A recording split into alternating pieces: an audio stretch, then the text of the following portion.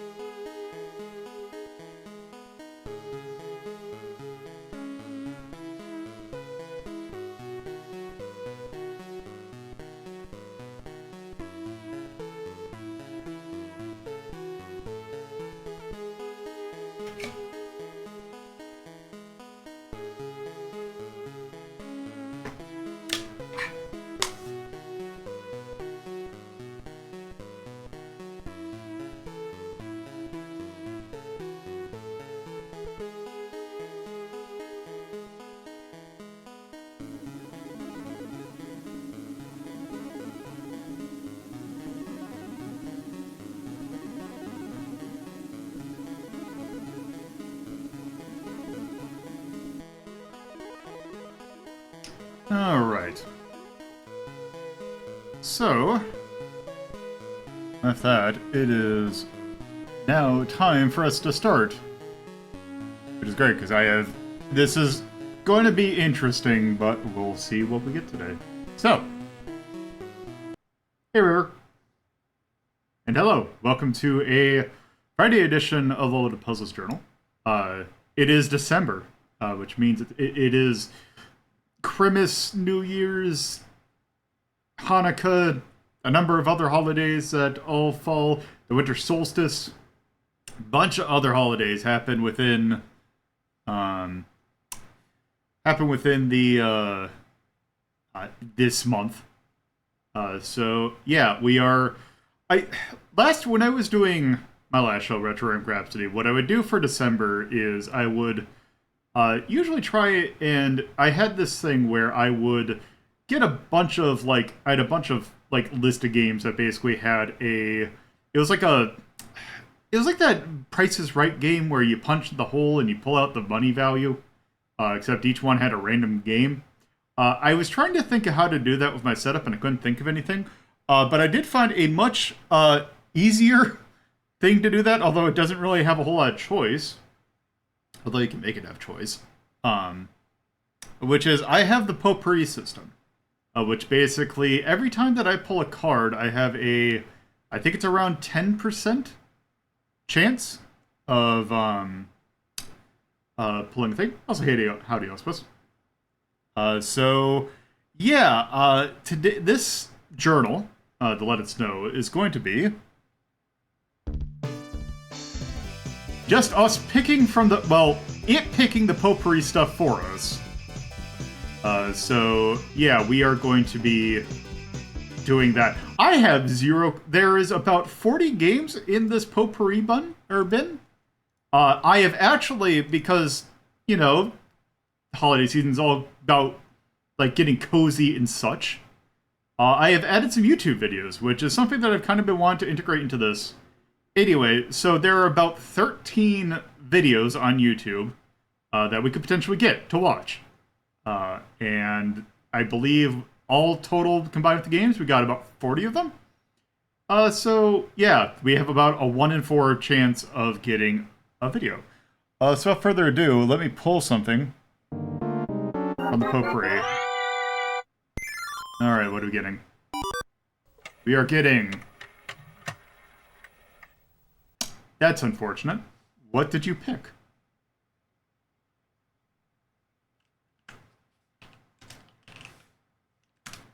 Time to go into some debug. Okay. Potpourri. Get potpourri game. 34, it looks like. Yep, 34. What is 34? Why did that not... Well, first off, let me fix that. Okay, potpourri. Potpourri 34.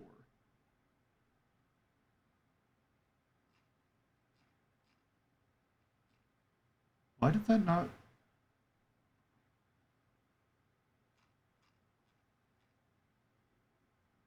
Why did it not hit? Huh. Let me fix something real quick. Apologies, I'm just trying to look at my thing to figure out why I couldn't have potentially...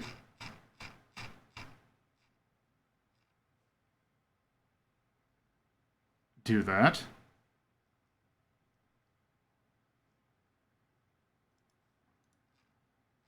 So the problem is also kind of a pain in the ass to get this all set up.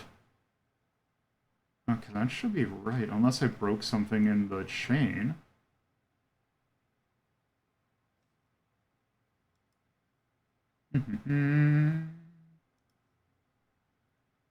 So picked up raise 34. Okay, set up.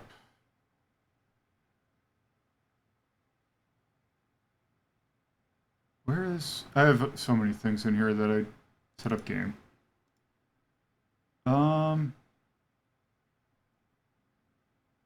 Key. Oh. Wait.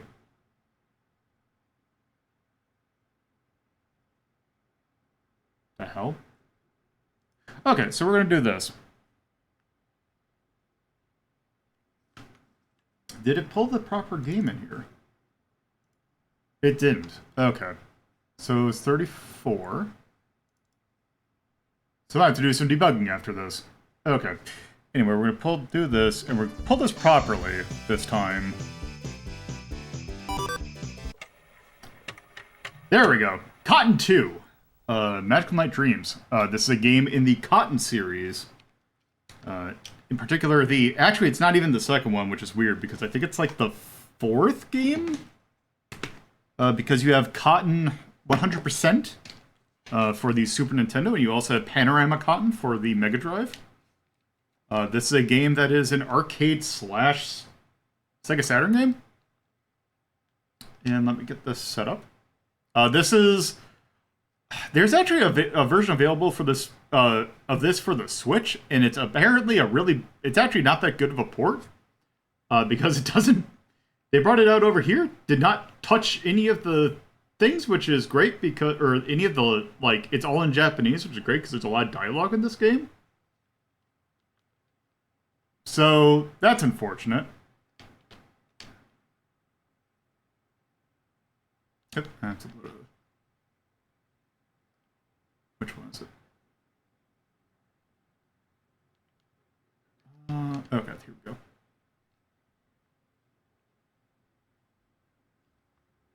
Okay. Oh, there we go. Well, that's Saturn sounds. Okay. Well, apparently... I'll do the right one. Actually, I'm going to do this because I want to get the proper sound. There we go. Get that Saturn goodness.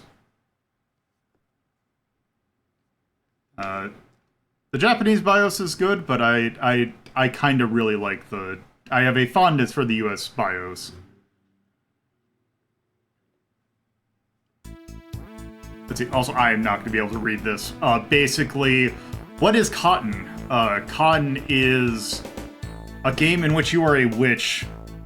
This is one of the games that could have shown up when we were doing the Halloween one, because a lot of these potpourri games are stuff that could have come up in later or in earlier journals, but we're doing them now because I didn't want to. It didn't come up, but we're doing it now. So yes, here's our characters. We have Cotton, and here's Apley, who shows up for the first time here. Which is kind of Cotton's rival. Okay. So let's see, what do we got here? We're gonna do Saturn. I'm gonna turn it to easy because this is an arcade game, so naturally it's gonna be kind of hard.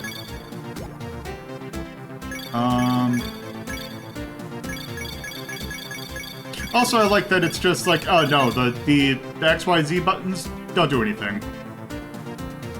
We're gonna leave that there. So it should be on Saturn mode now? Yeah, there we go. Okay, so let's go ahead and start.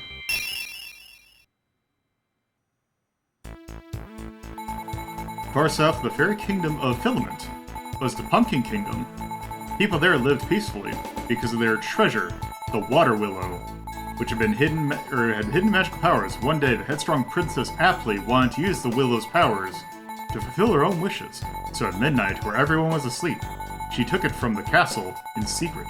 But at that moment, a strong wind surprised her and blew aptly all the way to the forest at the edge of town. There, she noticed that she had lost the Willow. "This is bad," she shouted, as she began to search frantically. Then...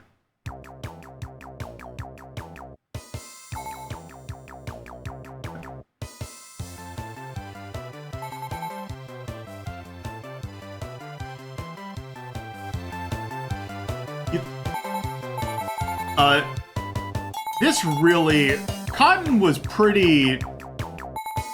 single-minded in the first game. This ramps it up to 11. Where she just wants her candy. Which I don't blame her. So.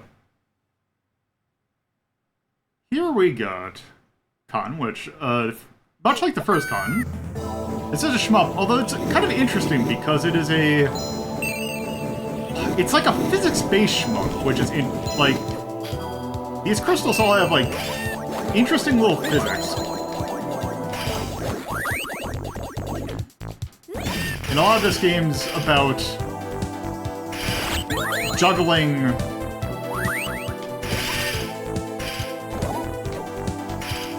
Oh, shoot.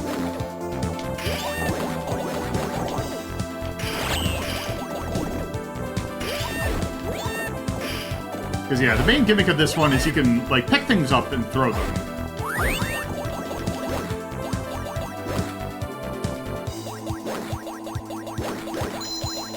Yeah, it's interesting. And yeah, the crystals you can pick up, and the colored ones, if you pick them up, they'll change your, the element of your shot. But if you pick up and throw colored crystals, they will kind of, well, if I can do it properly. Oop. There we go. Kind of make this little bubble, elemental bubble. Let's go through that way too far.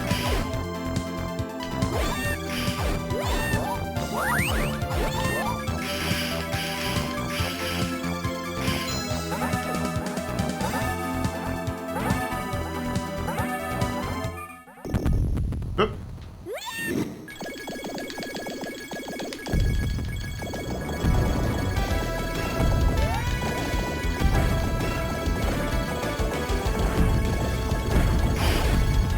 Okay, there we go.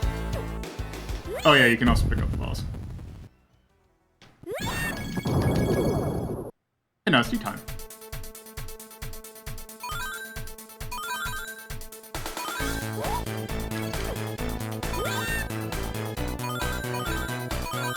There was a recent, I think it's Cotton Rock and Roll, that actually, one of the physical edition benefits, I think it was like one of those limited run games things, you could actually get a little cup that was the shape of the little tea thing.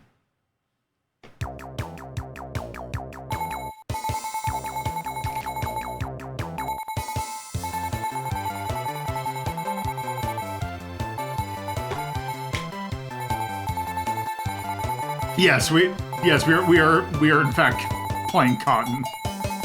Hey, Jared.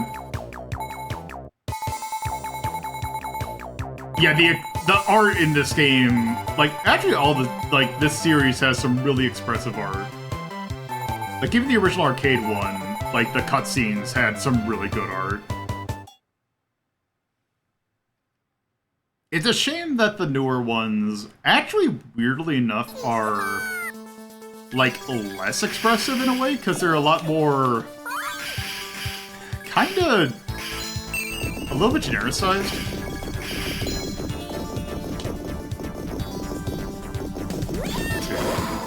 Oh.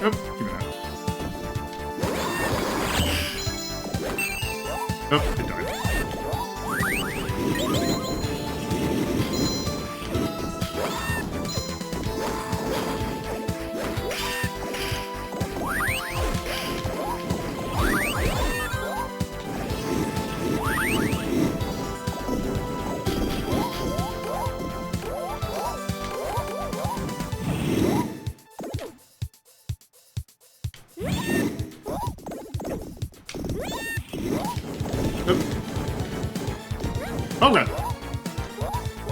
Okay. Oh god.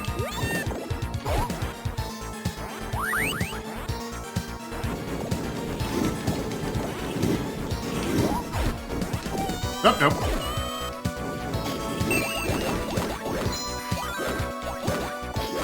Oh, also if you hold down the button, or the fire button, you will, actually, you'll do a little, like, you'll go faster. Which is an interesting mold, like, because most of these will, like, most shmups will, like, have it so that, you go slower when you hold down the button, but this one does the opposite.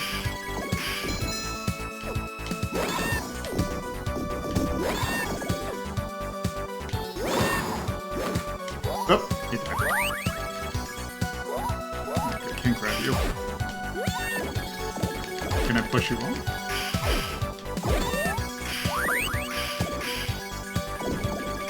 Also, it has been a while since I used my Siren style controller, and I forgot how small it is.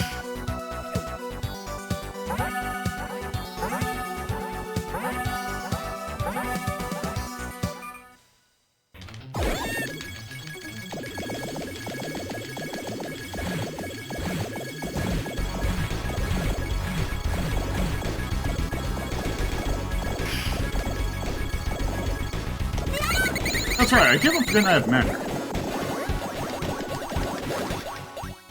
There we go. Magic, which is basically your bombs.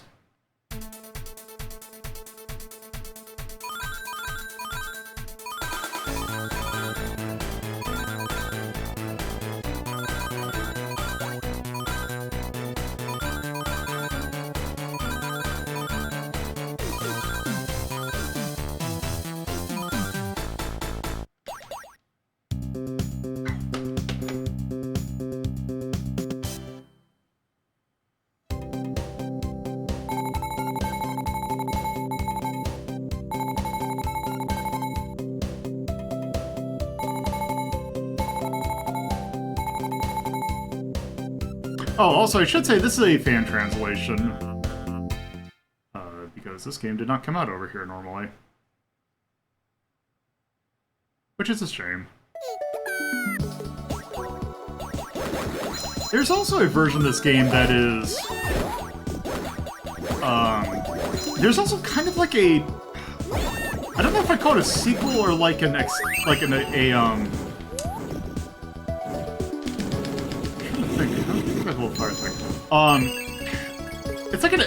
like if you think about this, like a Street Fighter 2 Turbo thing where, oh right, there's like, I want to say there's also like hidden like Street Fighter moves or like fighting game motions they can do. I can't remember how to do it, but that's why like I'd occasionally get a fan of shots. But back to what I was saying. There's like an enhanced version of this game, although enhanced in air quotes, because it takes out a lot of the story, which is kind of unfortunate. Called Cotton Boomerang, I believe. That lets you play as other characters, and it's like a gameplay enhanced version.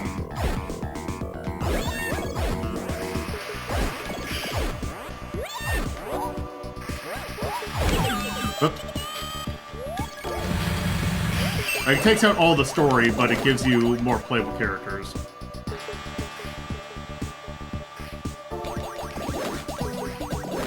Honestly, if I'm gonna play this, then I kind of like playing this for like all the weird story because it's like actually very charming.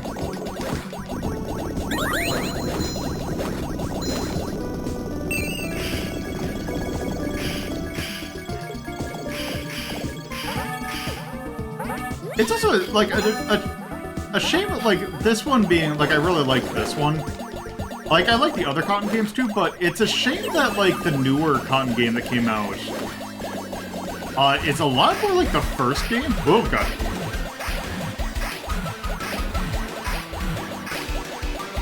It's a lot more traditional arcade, which isn't terrible, but it's like, like this, not a lot of shmups feel like this. And I kind of wish they kind of made it play more like this. Oh, there we go.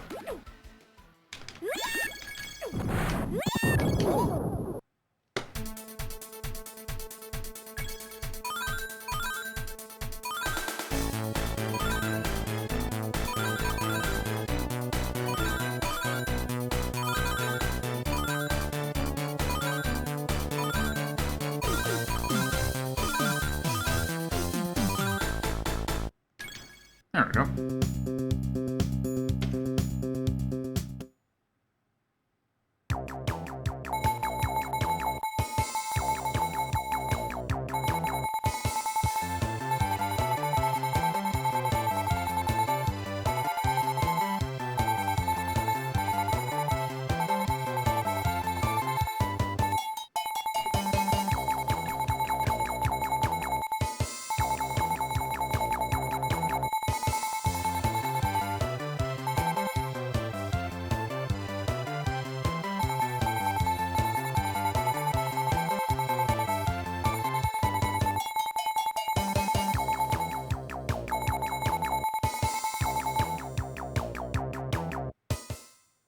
There we go.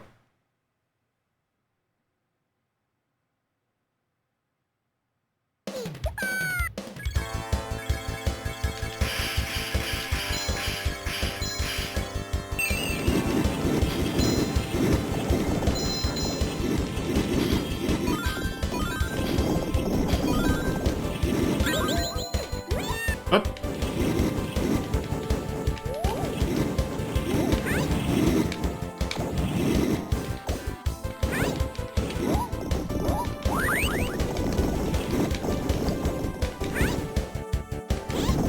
Oh, it's you hold down the button and then do the input, is how it is. Okay, so if I do... Oh, this is probably bad, so this showed up. But if I hold down the button and then do a Hadoken motion, I get hit. Okay, maybe it wasn't a Hadoken motion.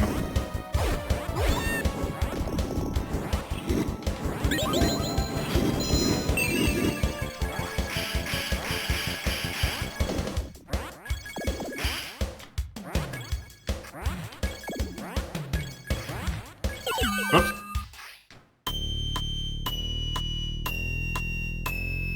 Okay. Uh-oh.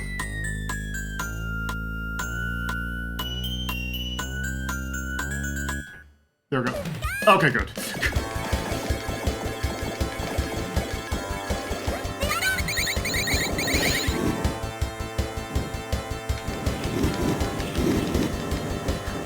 Also, in regards to this actual port, this port is good because this is also an arcade game. The arcade version, runs on the STV engine, which means that this is basically arcade perfect because the STV was a Saturn. It's like Radiant Silvergun and like Sokigurentai. I want to say, I can't remember Fighting Vipers is Model 2, but it's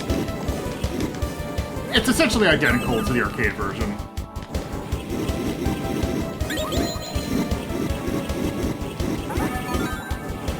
Is in that weird era where they were trying to console-ize, like...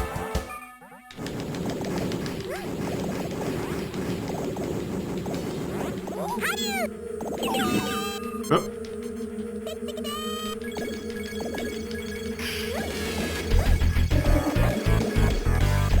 Who is the response?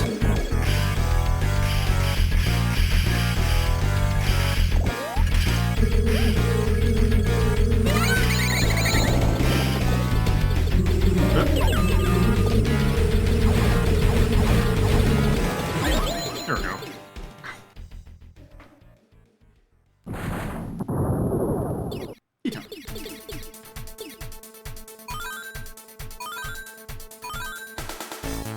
Good thing is I think... Also, another thing that is interesting is the fact that I am running this on my Mister. And the Saturn core for that, this actually is a beta core. So it seems like this runs perfectly so far with what they have. I believe the slowdowns that we've gotten are, like, hardware accurate.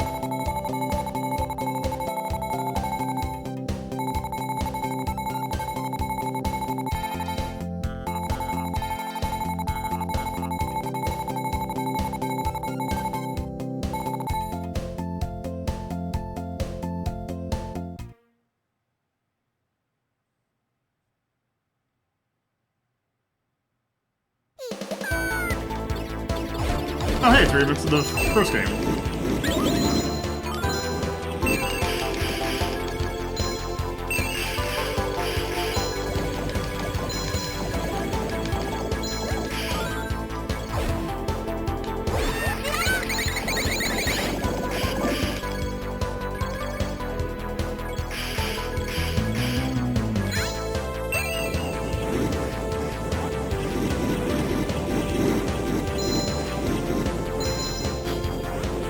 That's actually a little medley of songs from the first game.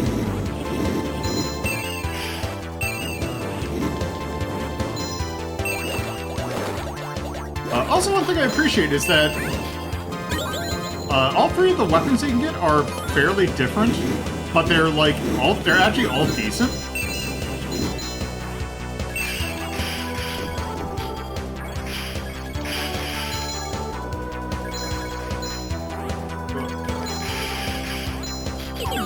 Oh no. Oh. Get it. Oh. Okay, I guess that's why I'm gonna get squished.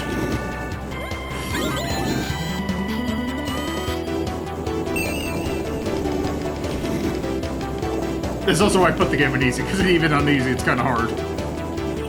Oh, also, this is two-player co-op. Which is also, I imagine, incredibly hectic.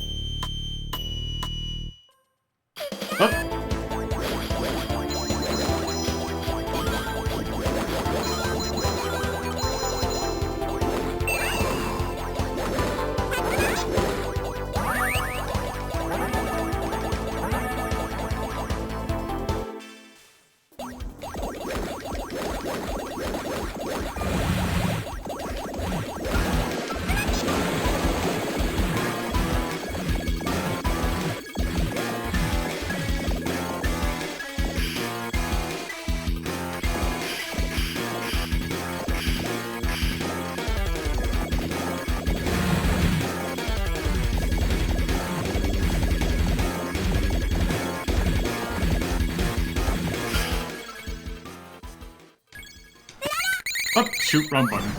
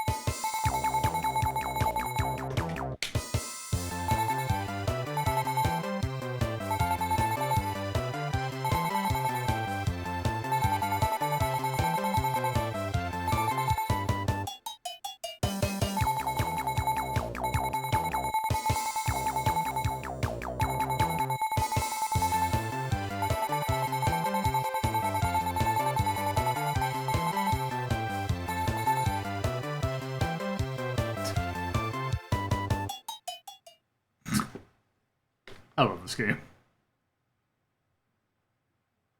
This game is just very silly.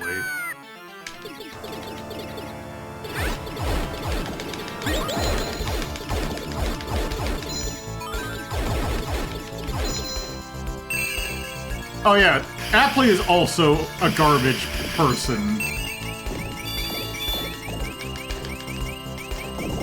Oh wait, what? I guess I got some other element?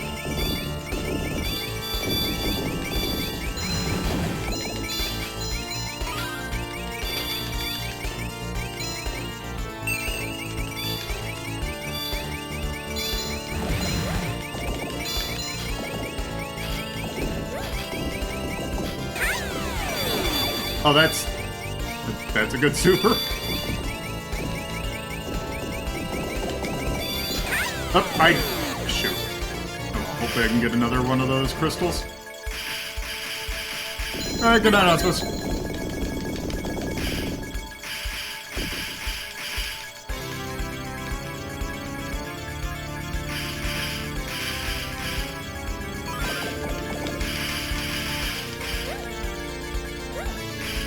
Oh, I didn't realize that was a thingy.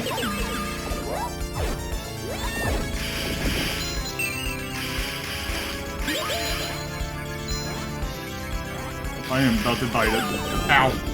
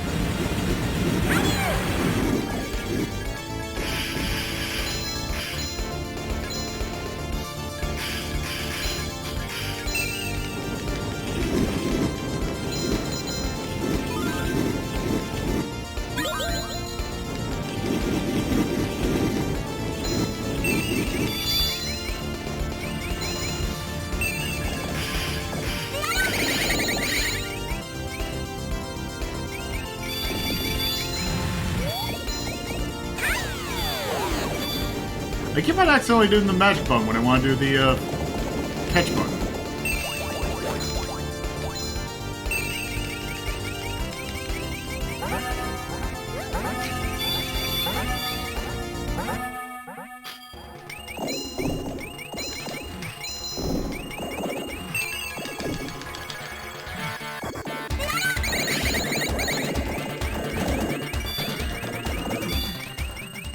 There we go.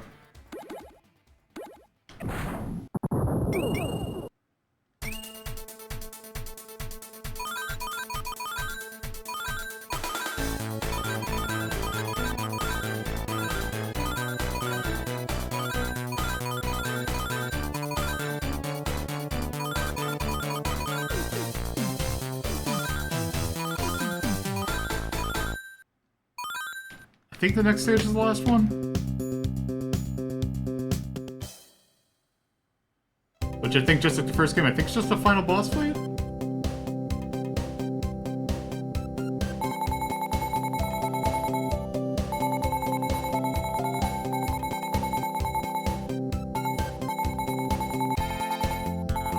I think she was the final boss in the first game.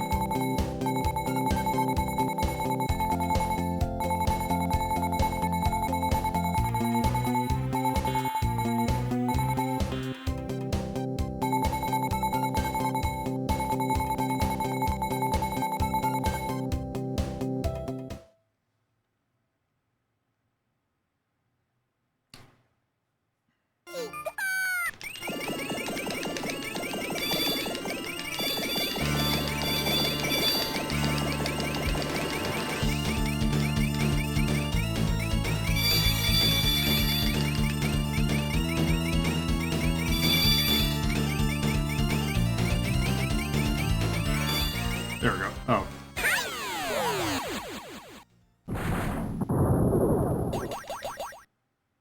Okay. boss don't last long.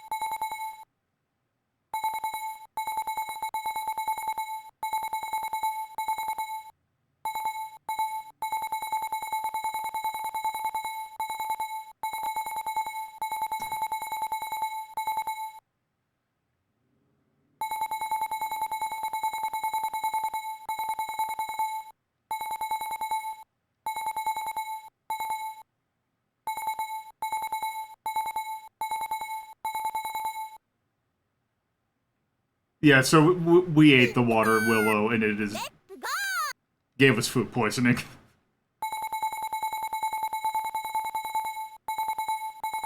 And we caused the ruination of a kingdom. Good job. We did it.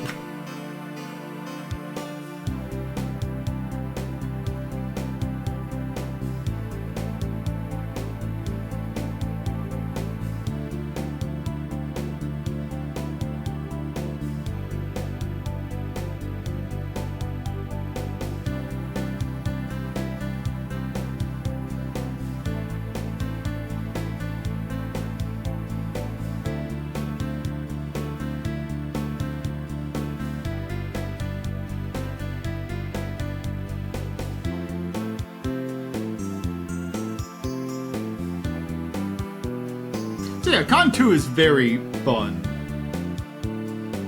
It is just a charming little game. It is probably the best game in the series.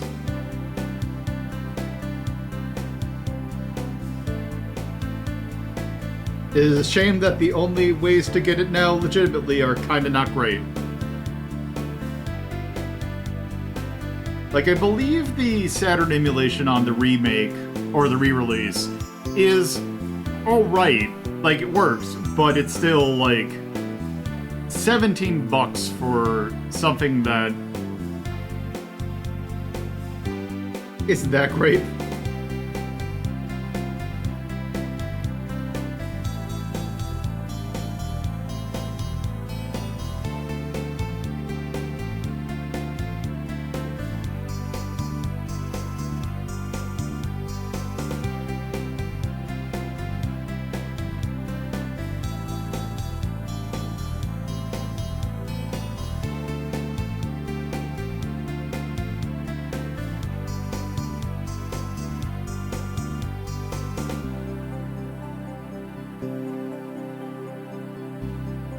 Also looking up to see the two voice actors that they give. Actually, apparently, Con and Appley are voiced by, like, Japanese singers. Like, you look up their stuff and it's like, they're not They're not, like, voice actors normally. They're, like, actual, like, shit. Well, we're LCJ.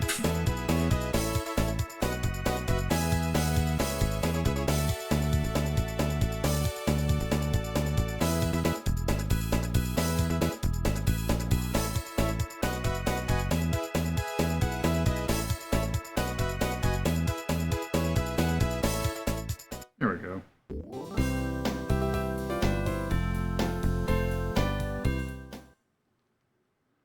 Okay, so yeah, that's Cotton.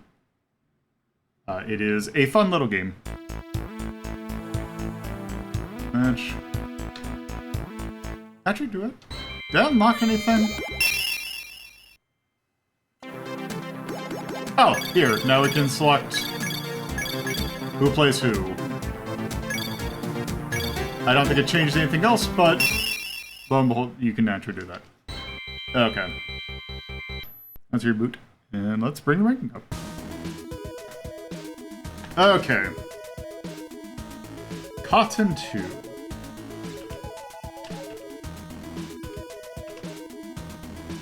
Let's see. Magical Night Dreams Cotton 2. We have an S.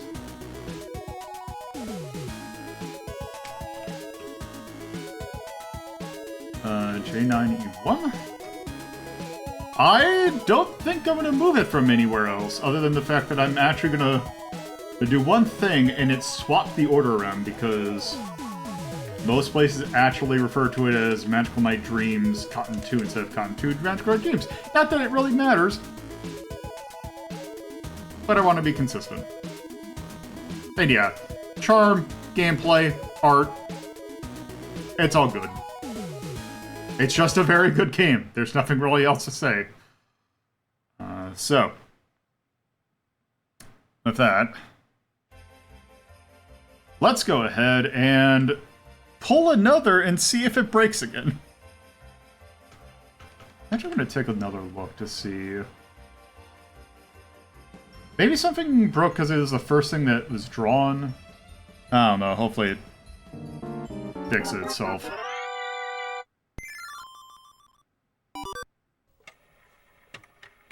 It did not. Okay, that's concerning, but let's see, what did it pull?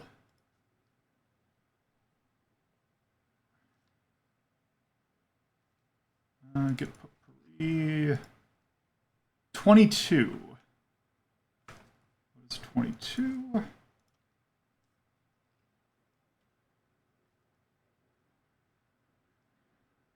Oh, okay. I guess we're doing shmups today. Because we're going to go back here.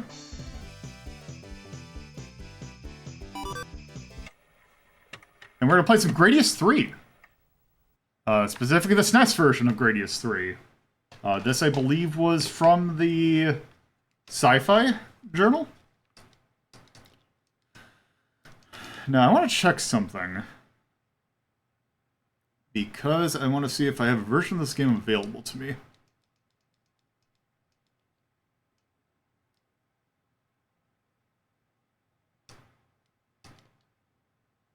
No, that's not going to be it. It's under hacks. So that's the thing I was looking at. I think I have that version, which, if I'm going to do this game, I'm going to play that version. I'll say, oh, here we go.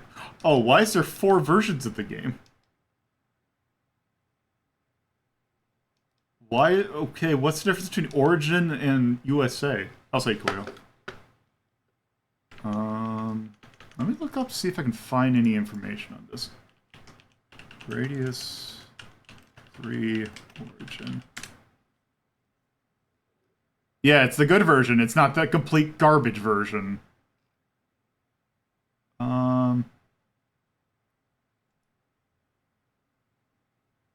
Okay, so Origin, speed adjust. Let's see, Origin.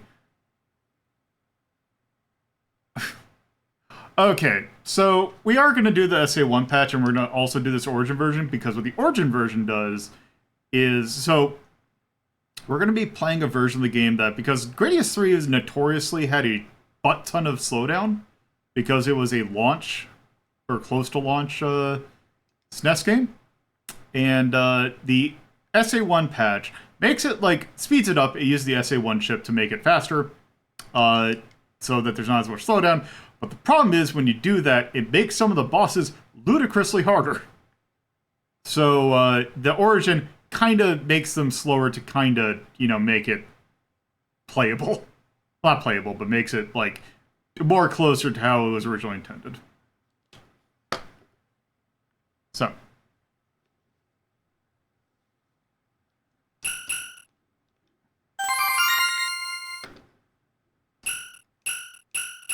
Okay, huh? That seems... That's actually kind of louder than it should be.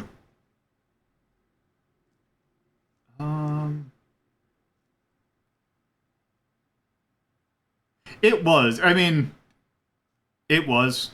And normally I would play it, but I think that it's an interesting little curiosity to be able to do this. Also, I played this game a shit ton as a kid, so I'll play this on normal. I'm gonna leave the auto stuff on. Also... Oh, what is the... There's a... sheet for this, isn't there?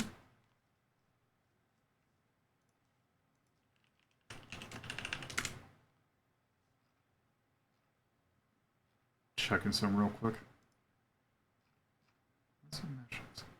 Oh, it's left AAA start. So, which is the... Okay, what's the vignette? Is it... There it is. Okay, that's what it is. Also, I'll let this intro play. It is arcade.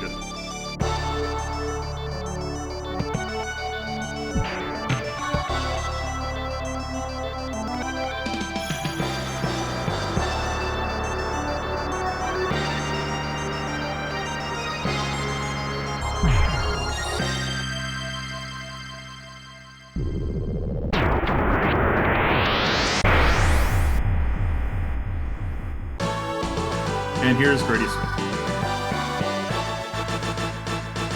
III. Okay, so let's...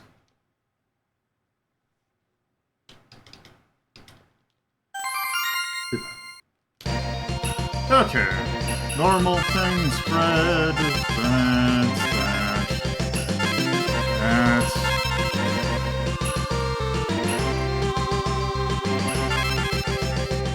Okay.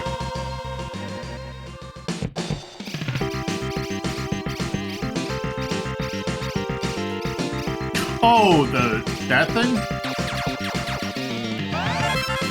Oh, it's like... I gave you all my appellation. Technical Monkey, I believe?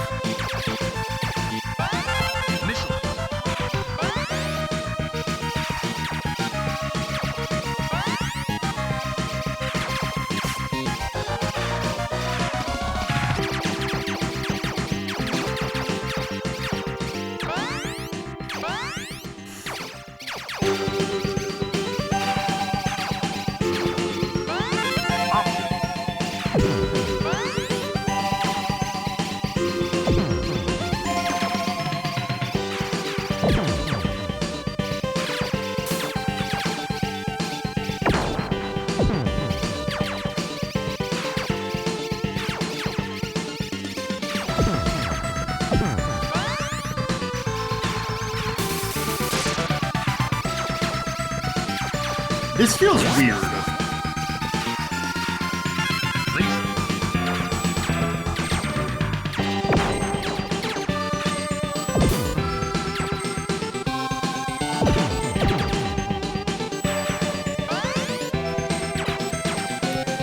Oh yeah, the music of this game is very good.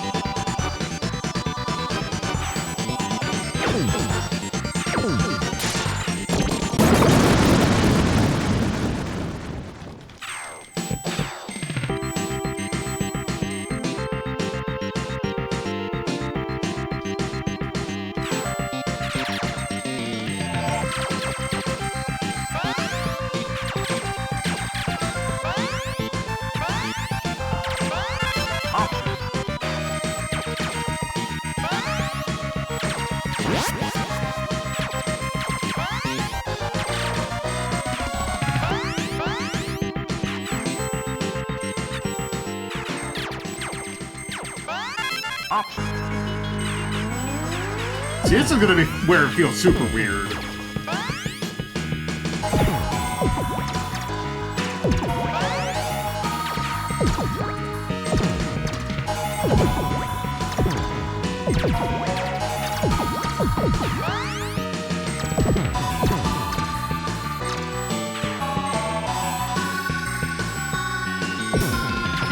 fact that this is running at, like, full frame rate feels wrong.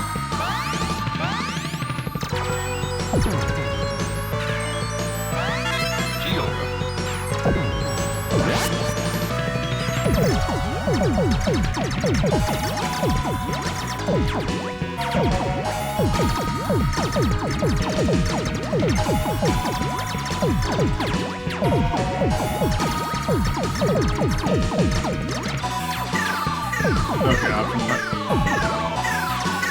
Oh no! God damn it.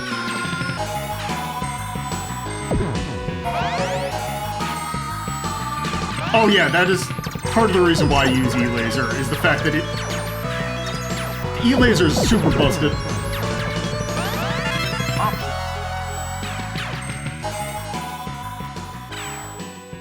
Because the moment it disappears, it just it restarts the thing, so...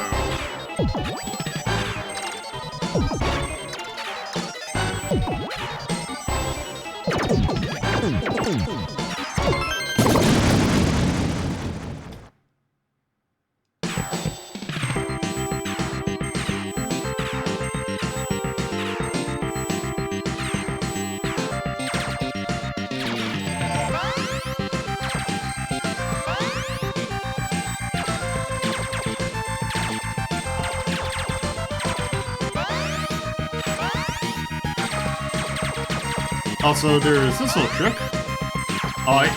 Certain option patterns, if you have option, or if you have the little, if the bar is on the option thing, you can actually hold down the get the power up button, and it'll make it expand.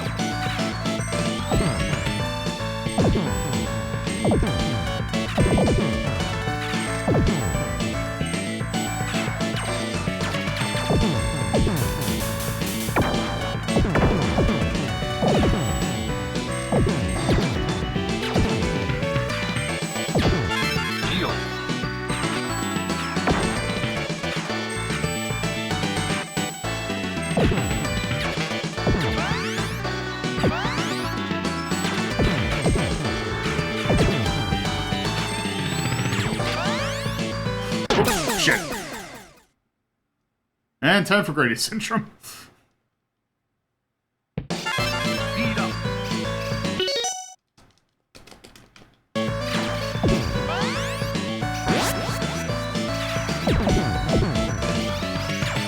Remember to use L and R instead of left and right, or else you will die.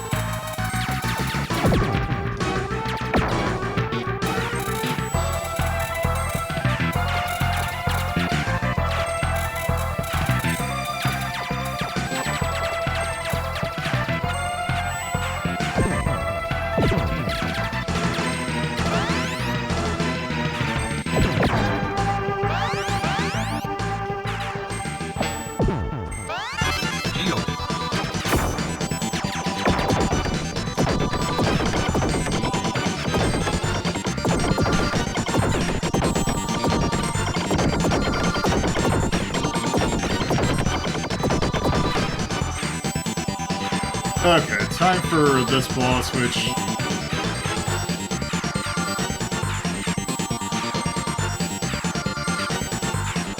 Okay, where's the thing's gonna be? Oh, there it is.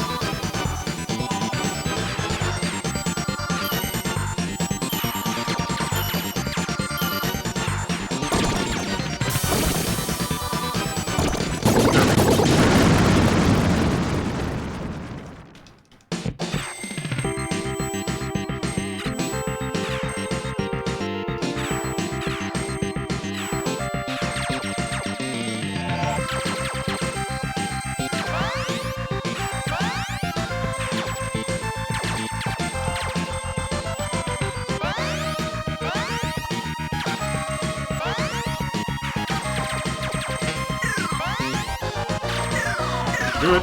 Do it! Nope! Heal. Okay, is it Molly Station next? Yes. Okay.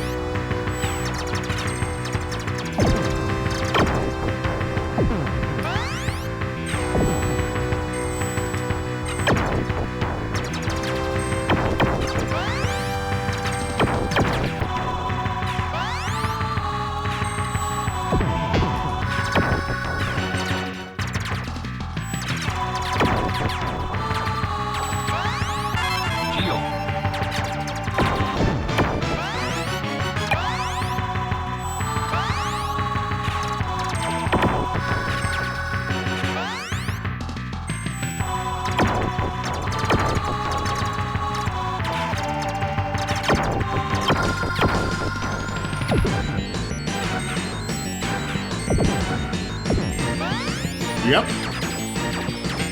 Oh shit! Oh, I was in the process of getting the shield.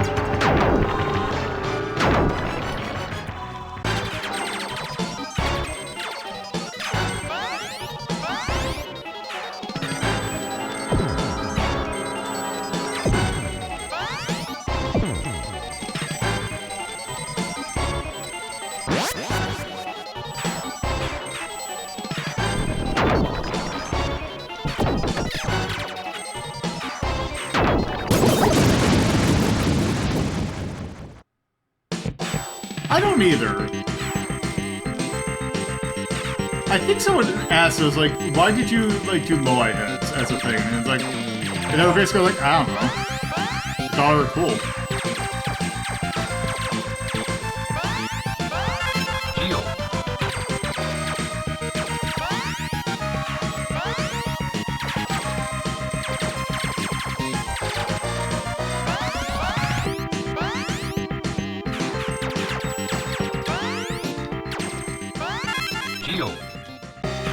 Okay, fire scramble time.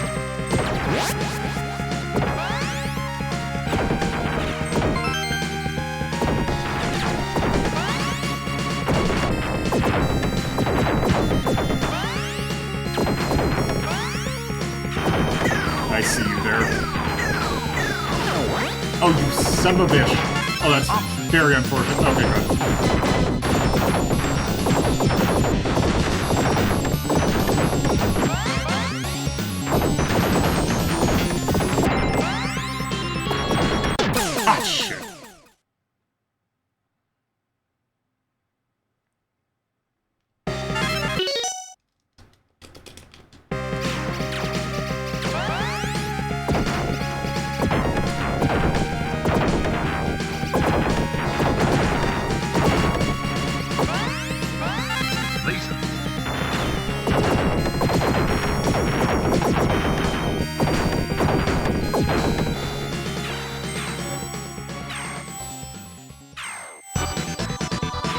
Oh, there's some slowdown.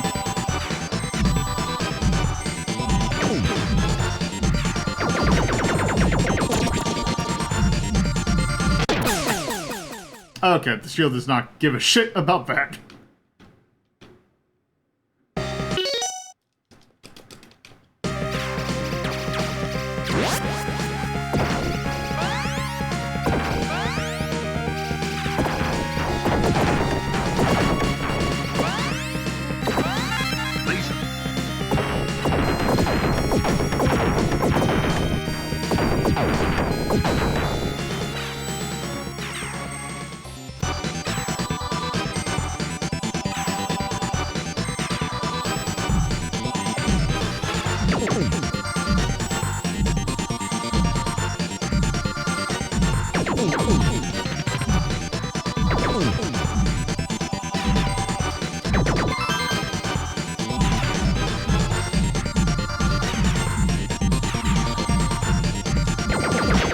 God damn it.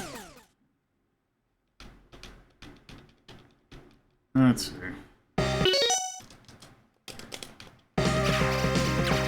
I can't remember if this one lets you do it infinite times, or if this is the one that you need. It's you get essentially one charge of it every time you beat a stage.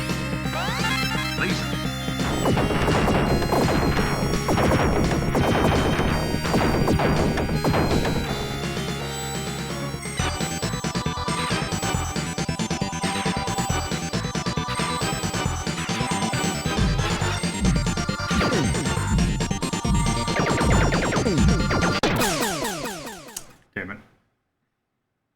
I was not paying attention. Yep, it's one for... Okay. Now we're in a bit of a pickle.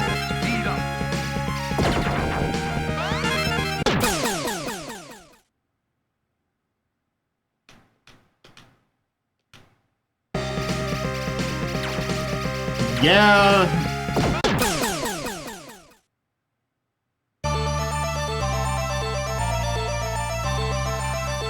That's Gradius, baby! Alright. You know what? I think we've seen this game. So...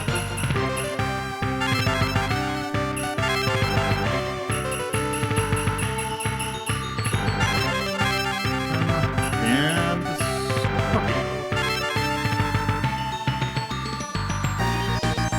Yep, I'll say baby. And there we go. So yeah, that's Gradius 3. When you speed it up, the game's monumentally harder. But, alas. That'd just be how it is.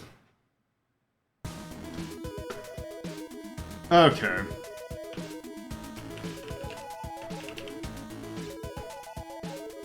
Oop.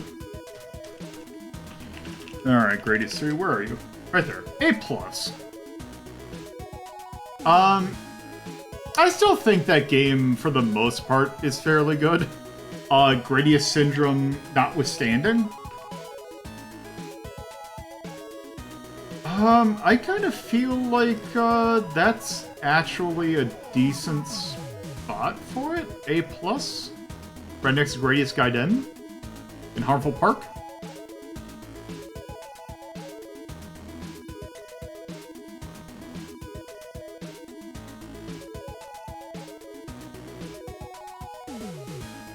So, there is that. I think A+ is fine for that. Okay. So, I guess I will keep it there. Actually, I will say one thing. I don't know how to emote this. But Gradius Syndrome is harsh in that game. Which is fitting, because it's a Gradius game. But, yeah, I think that's good for that. So, before I pick the next game, or, well, we're gonna figure something out, since it seems like my thing is broken at the moment. I will actually be right back.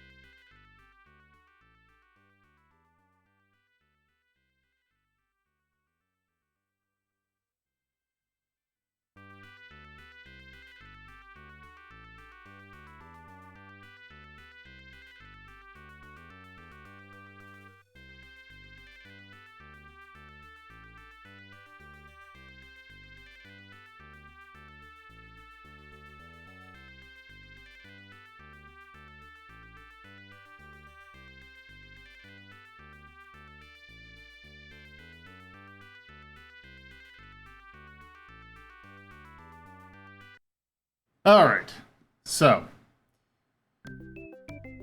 let me take a look at something real quick, see if I can figure out the issue is.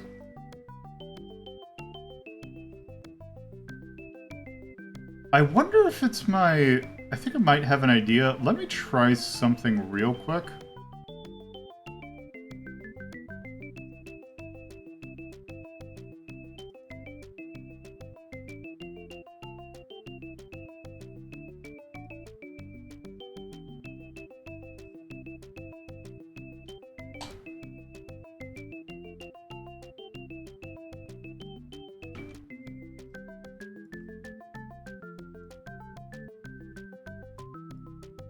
Okay, it's not that.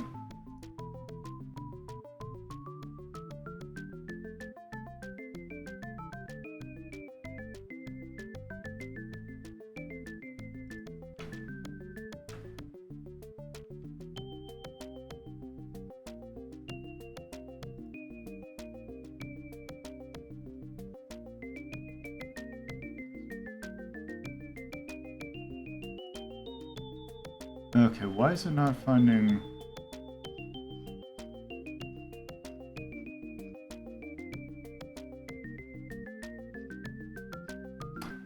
Okay, I think I see why might be the problem. It's the way...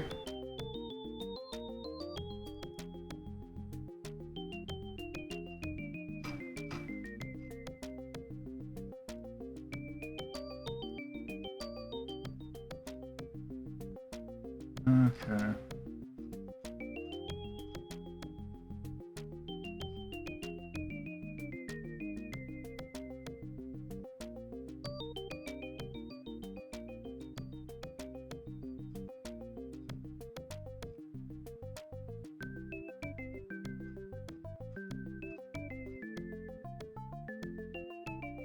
Okay, we're gonna do this actually... a little bit of an old-fashioned, well... oh no, because I wanna...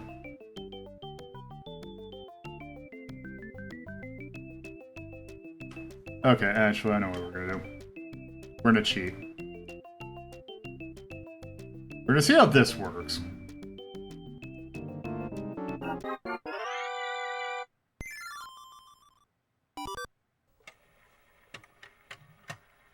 Oh, good. Perfect. So, yeah, okay, so it's my thing for if I'm forcing a potpourri isn't working, but yes. Hey, we're watching a video. So I threw in some videos into the pool, because if you've been here since Retro Rank Rhapsody, you know that I had a list of games where I just straight up said I wasn't going to play. So I threw in some videos by a really good YouTuber named Magellar that talks about some of these games that I'm not going to play. And this is one of them. We're going to talk... Chad, how are you familiar with a game called Darkseid? In particular, maybe a guy by the name of Mike Dawson? Because we're going to learn about Mike Dawson and his escapades. Also, funnily enough, it's on my YouTube recommendations because this is in my thing of videos I play when I go to sleep. But yes, let's learn about Darkseid. Also, let me actually do this just so people can check and see. I'll link to Magellar. Here's the person who actually did the video for this. And let's do this. And is this... Here we go. All right. Let's go.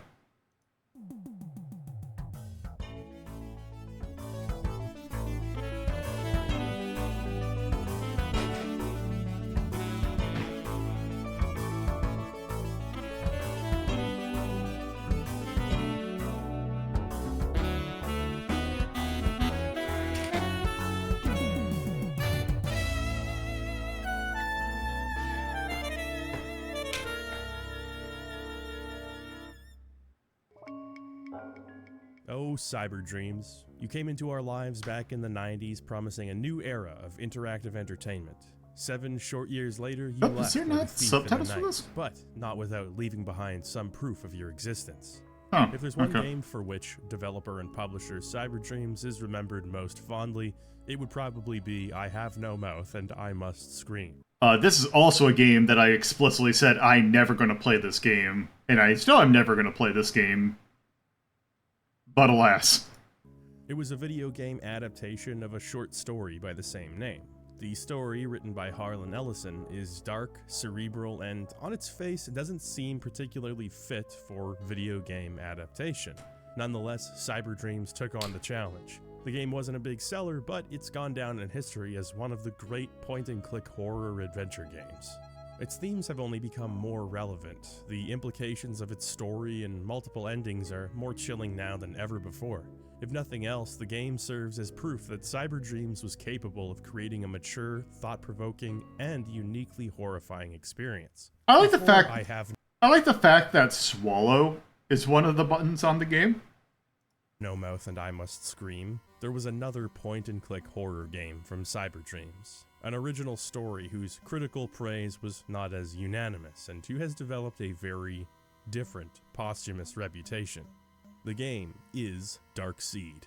I was introduced to Dark Seed back in 2006 when Game Trailers made a list of the top 10 scariest games of all time. In the number 7 spot, beating System Shock 2, Clock Tower, and Eternal Darkness, was Dark Seed. An animated biomech amalgam of disturbances, where even a doll can be malformed like fleshy putty into a grotesque gateway. I had to assume that if it was scarier than System Shock 2, it must be pretty damn scary.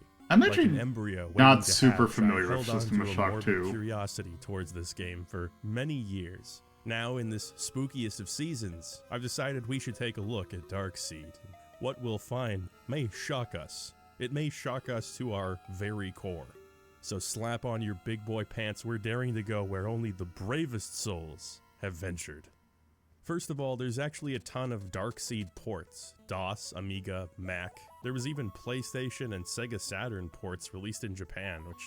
So actually, funnily enough, a little bit of extra context for the Saturn and PlayStation ports.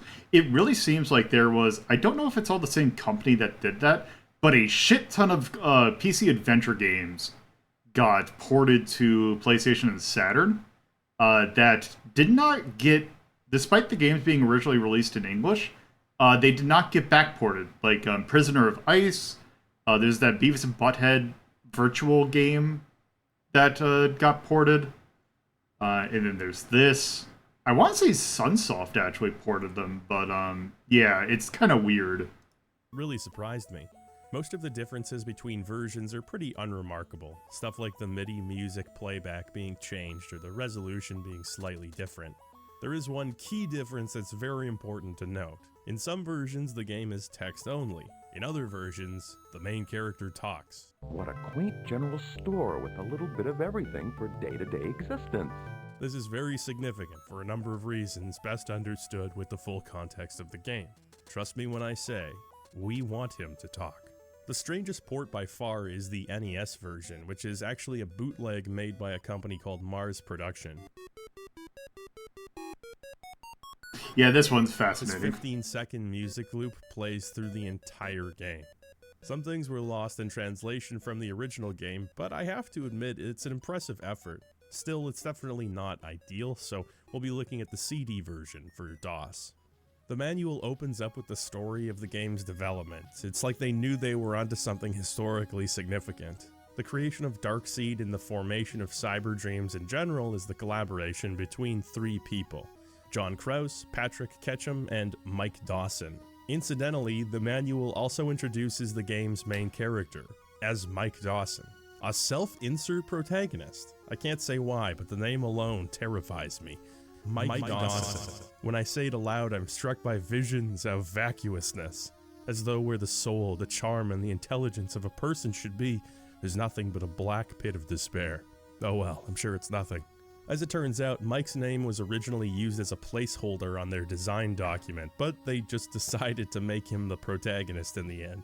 According to the manual, Mike Dawson, that is, the game's Mike Dawson, is part owner of an ad agency and also a writer. To put it bluntly, Dawson is king shit. He talks very highly of himself in the manual, which is extra funny considering he's modeled and named after the developer. Mike has purchased a house in Woodland Hills, California in an effort to find seclusion and write his novel. The entire opening preamble in the manual is like 6 pages long. It's written like the opening chapter of a bad Stephen King rip-off novel from the 80s, like Mike himself wrote it. Mike stared in disbelief as his hands fell off. I kinda dig that. It sets the mood nicely for the game. The game opens up with Mike getting a hot alien sperm injection from some robotic dongus, which, all jokes aside, is actually a disturbing little opening for its time. However, it turns out to be nothing but a nightmare. Now I'm still trying to figure this one out. It's one thing that Mike sleeps fully clothed, but is he in fetal position too? Maybe it's foreshadowing. So this is Mike Dawson. He may not be the biggest dork in video game history, but if not, he's definitely in the running. That sure was some nightmare. It even left me with a monster headache. Now the nightmare was real. I really appreciate that the voice acting for Mike in both the first and second game are terrible for different reasons. Yeah, let's get that out of the way. Mike Dawson has an alien embryo in his head, although he doesn't really know that yet. To put it simply, the game structure is as follows. You have 3 days to get the embryo out, and if you don't, it hatches and Mike dies. Game over.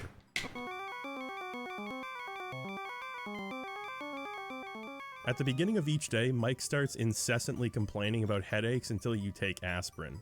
He does not stop complaining. My head is killing me. My head feels like it's going to explode.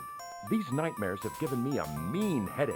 As a chronic headache sufferer myself, I have to say, aspirin hardly touches my milder headaches. When it comes to alien embryos, I'm more of an ibuprofen liquid gel kind of guy. After taking a shower fully clothed in jeans and a corduroy suit jacket, you can wander around the house and get a feel for the game. Point-and-click games are very popular on PCs at this time. LucasArts and Sierra cornered that market with games like Indiana Jones and the Fate of Atlantis, King's Quest, and Monkey Island all coming out around the same time as Darkseid. On the surface, the game plays quite similarly to those titles. You know the shtick. You can investigate objects, pick up items, and engage in dialogue when the opportunity arises. What separates Darkseid from most of its contemporaries is the persistent timer. The clock in the game is always ticking, literally, since checking the clock is often the only way of knowing what time it is. At the end of each day, Dawson decides he's tired and heads to bed. There's definitely a level of urgency this creates, but the game gives you a bit of leeway on the first day to explore Mike's new house and the surrounding area. Here's an old trench coat. I wouldn't be caught dead in that thing. Oh yeah, that'd be quite the fashion faux pas, wouldn't it, Mike? Mike comments on everything. When you walk into a room, he's got something to say, and you often can't leave or interact with anything until he's finished. The entrance to this house must have seen countless guests. Go down the stairs, you ass clown. The house itself may be the worst purchasing decision of all time. That's a chilly draft blowing through this decrepit old living room. Some of these windows need to have the glass replaced. This place is a shambles. The manual says Mike just bought the house without looking at it, so my sympathy levels are pretty low here. The previous owners did leave a lot of worthless shit lying around, so... Yeah, the thing is, like... If, all in all, this just seems like an incredibly mediocre adventure game. But, yeah, the timer just makes it dumb. So, I guess one man's trash and all that. No use trying, it's really tight. Wait, what did you think I wanted you to do with the trunk, Mike? This mirror reflects a haunting image of me. Despite everything, it's still a haunting image of me. You'll find on the first day that there are certain events that only occur at specific times of day. For instance, no matter how many times you play the game, at about 10 AM, delivery man will drop off a package. You'll learn these times and probably have to write down certain things, as this is a game you'll likely be replaying if you want to make it to the finish line.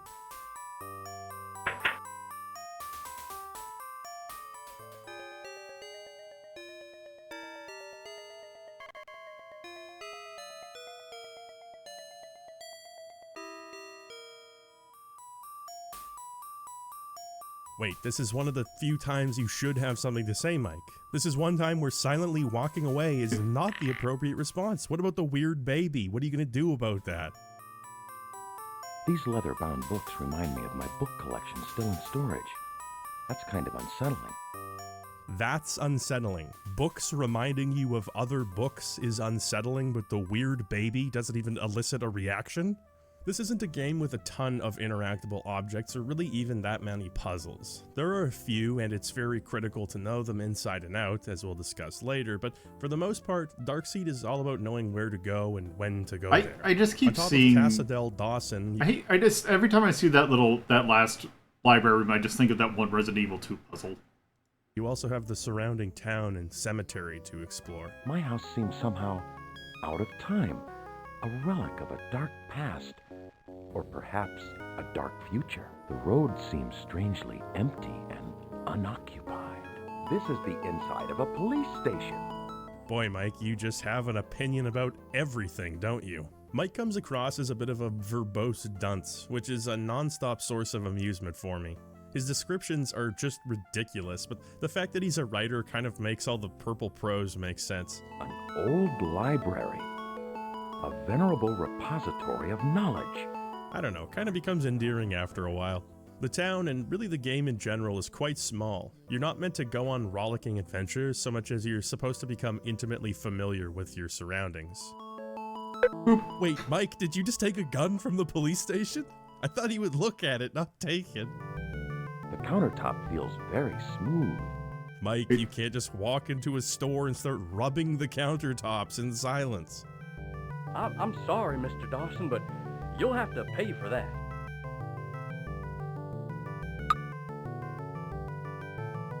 I don't have any bullets.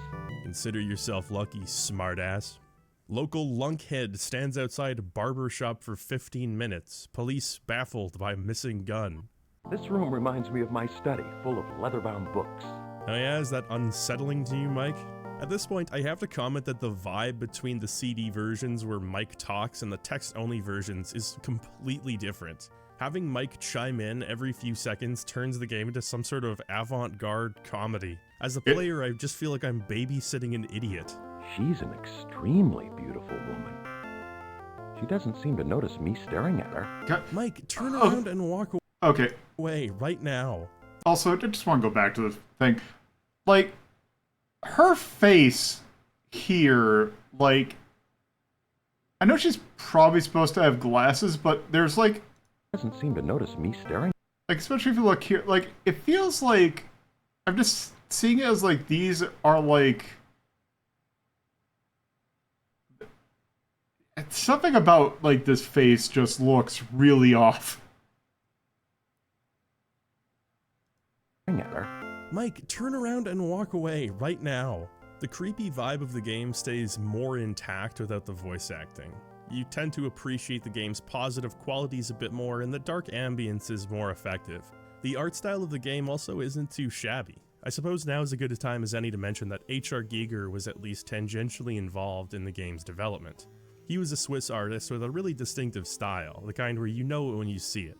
He did designs for the movie Alien, as well as the mic stand that Jonathan Davis from Korn uses.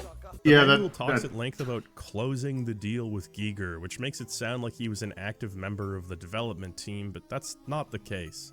His existing artwork was licensed to be used in the game, and he provided some guidance in how it should be implemented.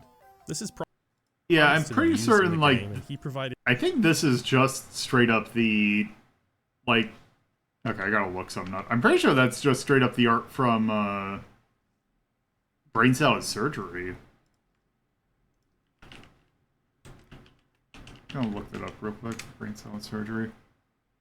Okay, no, it's not. It's similar, but different. It's some guidance in how it should be implemented. This is probably the single biggest selling point of Darkseid. H.R. Giger's name was all over the advertising. It's the first thing you see when you open up the manual, and it's the reason that Darkseid is still talked about to this day. Apparently the game was originally going to be released in the standard 320 by 240 resolution, but Giger insisted that if his art was going to be used, they'd have to crank up the output. So Darkseid is rendered at double the standard resolution, one of the first games ever made to do so, in fact. Even outside of the Giger stuff, the game really does benefit from the increased level of detail. There's a filmic 1970s look to the game, very heavy on earth tones and muted colors. The technology and architecture in the game world also feels very out of place, which enhances this feeling that Mike Dawson is marooned somewhere totally separate from the rest of society. That's probably for the best. There's a heavy use of dithering in the game's backgrounds that also creates a convincing illusion of depth and lighting, so I would say that the graphics are definitely one of the game's stronger points. Where the game falters is in the gameplay itself. I know, all you do is click on things and let Mike Dawson wax philosophical. How could they mess that up? Well, it helps to understand adventure game design here. Point-and-click adventures can be very easy and straightforward, or they can be agonizingly difficult. At its best, that difficulty can result from logical but challenging brain teasing. Yeah, this is also a reason why I really do not play a whole lot of point-and-click adventure games. More commonly, it's a result of puzzles that are just plain difficult with logic thrown to the wayside. Adventure gamers have coined the term moon logic to describe the obtuseness of some point-and-click puzzles. All of the way on the filthiest, worst end of the difficulty spectrum are games that become unwinnable by design. I'm talking about dead ends, areas where you need a particular item from ages ago, or situations you shouldn't be in that force you to reload a save by no real fault of your own. Darkseid embodies this design. It is cruelly determined to have you play over and over and over. You might find yourself in a situation where you need one item from 3 hours ago. Tough shit, start a new file. It'd be one thing if you could backtrack, but the clock ticking away often dictates there simply won't be enough time before the end of day 3. And the fact that many items occur during timed events means you couldn't even go back if you wanted to. It becomes a miserable, repetitive slog to get through Darkseid without a walkthrough, and it didn't have to be this way. The lead designer, Michael Cranford, worked for Cyberdreams on contract.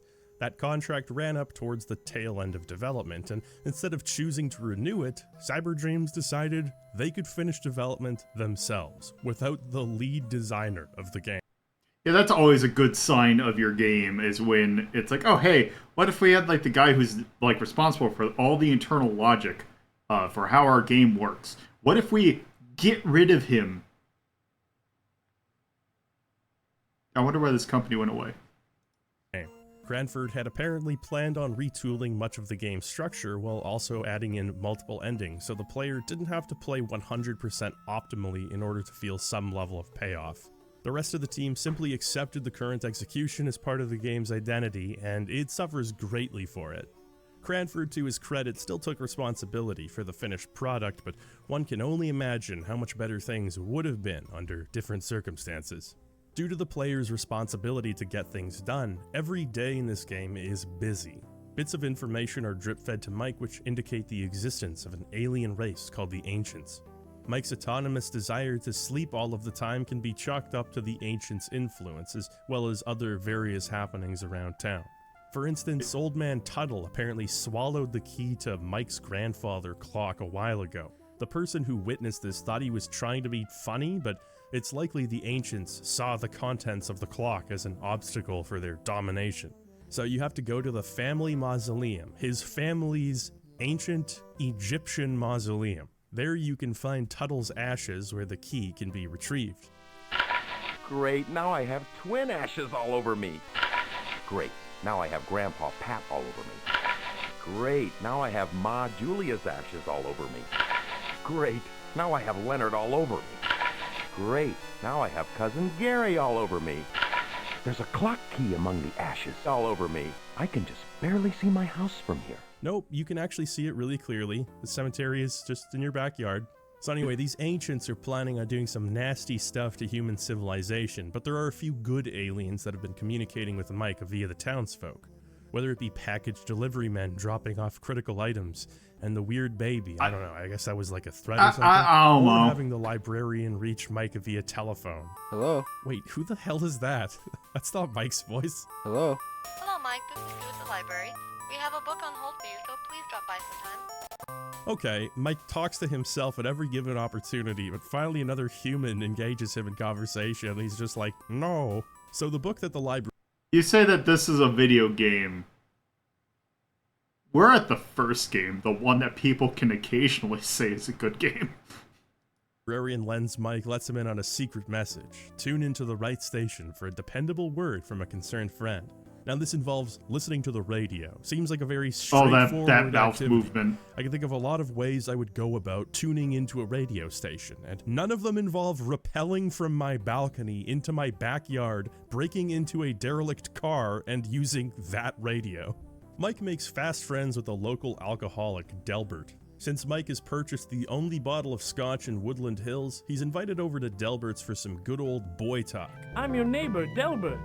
Why don't we get together tomorrow? I'll meet you outside your place at 6. Oh yeah, trucks, sex, football, nothing's off the table for Mikey. They make plans, and Delbert, being the town's only lawyer, gives Mike his card, just in case. But you have to promise me you're not the kind of guy who arrives in a new town and commits a felony before even introducing yourself to a neighbor. Are you, Mike? Anyway, sooner or later Mike gets a real special delivery, a shard from the mirror in his living room. He slots it into the mirror, and here's where Darkseid really separates itself from the other point-and-click games. This is the Dark World, the homeland of the ancients, and a dimension that exists in tandem with the Light World, or Normal World as they call it. Things that happen in the Normal World theoretically affect aspects of the Dark World. For instance, you'll notice while checking the blueprints to Mike's house that there's a secret door in his study. In order to access a door in the Dark World, you'll have to open up secret doors in the Normal World. Frankly, it's kind of an inconsistent mechanic. It's not like everything you do has an effect. There's actually a very small handful of actions you have to perform in order to progress in either world. It's a very context-sensitive thing, but I guess it's a cool idea at best. There's a ramp that leads to a raised platform. That machinery hum sets my teeth on edge. Mike is still in this chipper fucking mood. I can't imagine being in this situation. I'd be beside myself, but Oh yeah. Mike sounds like a 9-year-old seeing something cool for the first time. These look like the plans for a gruesome biological experiment on a human.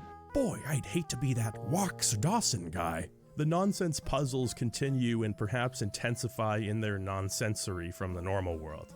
There's a lever here. It's like any lever you've ever seen, the type you pull to do something.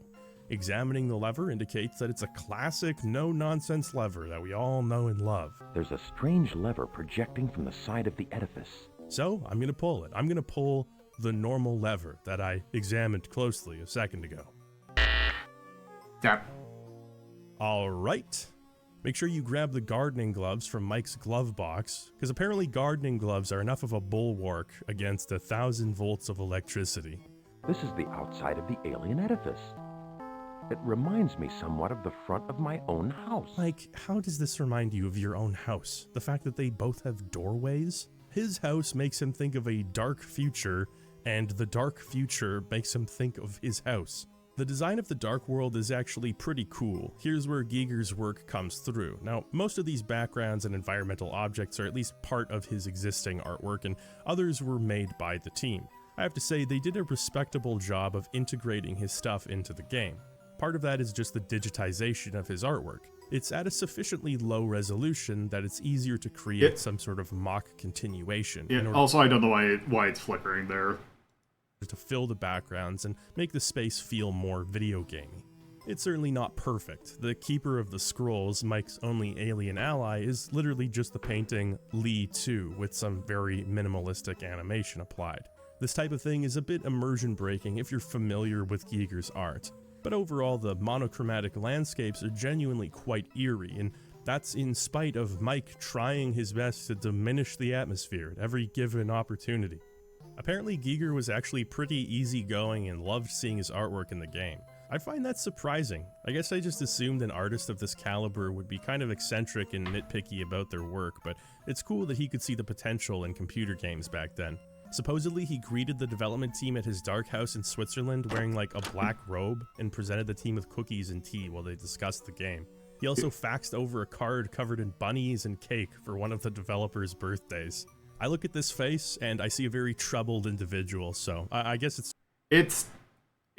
great. It's like it's like Junji Ito energy, where like you think of Junji Ito's work and it's like you think of like this horror like Igor ass dude, and then it's like, oh, he just looks like a dad. It's just kind of nice to hear that he's got a bit of a sense of humor. At a certain point, a police officer shows up and places Mike Dawson under arrest. You're under arrest, Mr. Dawson. Come with me. Honestly, I'm all for it. He doesn't state the charges or read Mike his rights, but I mean, this fucking guy's digging up graves, stealing guns, showering in the ashes of an entire dynasty, and overall, he's just a public nuisance. The world will be a better place if Mike is locked up. Given that there's Dark World counterparts to every Light World area, there's a puzzle solution here that just transcends irrationality. So first of all, back in the library, there's a bobby pin we need to take. Do you see it? Here, I'll narrow it down for you. This collection of 9 pixels is a game-critical item which needs to be picked up. I love adventure along games. with a few other items, need to be hidden underneath the jail cell's pillow. At this point, Mike rattles a tin cup to summon the officer and presents him with Delbert's card, which says, "Get out of jail free," and it literally just works. A friend of Dilbert's, huh? Come with me, Dawson. This is the inside of a police station. Oh, shut the fuck up, Mike. This whole sequence of events is just so dumb. Why is Delbert's name spoken of in this hushed tone of reverence? Boy, Delbert's gonna be mad. How are you supposed to see the bobby pin? Why would you think to put your items underneath the pillow? I had to restart because of this part, and I'm not ashamed to say that I looked it up, okay? If I didn't look it up, I'd still be playing Darkseid. That might be a good thing if you're a kid in 1992 and you just paid a whole bunch of money for a PC game. Yeah, you don't want to finish it quickly in that case, but I mean, the alternative is reaching this point and having to restart all over again. So Mike breaks out of the police station just in time for Boys Night with Delbert, who emerges menacingly from the bushes. Good to see you, Dawson. Follow me. Oh no, Mike, one alien embryo is enough. Don't follow Delbert. Delbert just plays fetch with his dog until Mike breaks the ice with some scotch, at which point Delbert says, Boy, that's smooth. Thanks for coming by, Mike. And just kind of walks away. God, But it that's was a good all walk a ploy, animation. an elaborate ruse to get a hold of the stick he was playing fetch with.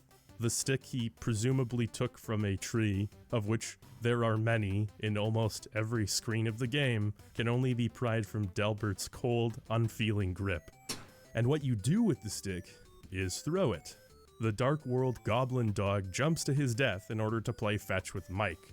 A shocking betrayal. I don't know what it was, but I can think of like 3 games like of this era in which your puzzle solution is to randomly find a stick in the most arbitrary ways you possibly can, and then use it to make the dog go off a cliff, because Noctropolis does it as well. I want to say, doesn't one of the King's Quest do it as well? That seems like a King's Quest-ass puzzle. Betrayal of man's best friend. Mike is apprehended in the Dark World police station. So that's where my gun went. You're going to rot for a few centuries, human. Could they have picked a sillier voice for a genuinely creepy design? Actually, the answer to that is yes, but you'll have to stick around till the Darkseid 2 segment of the video. Underneath the pillow in the alien cell is all of the stuff we'd stashed before. That's not really how items work in any other case. Like, there are Dark World versions of normal world things, but the things themselves don't persist in the Dark World.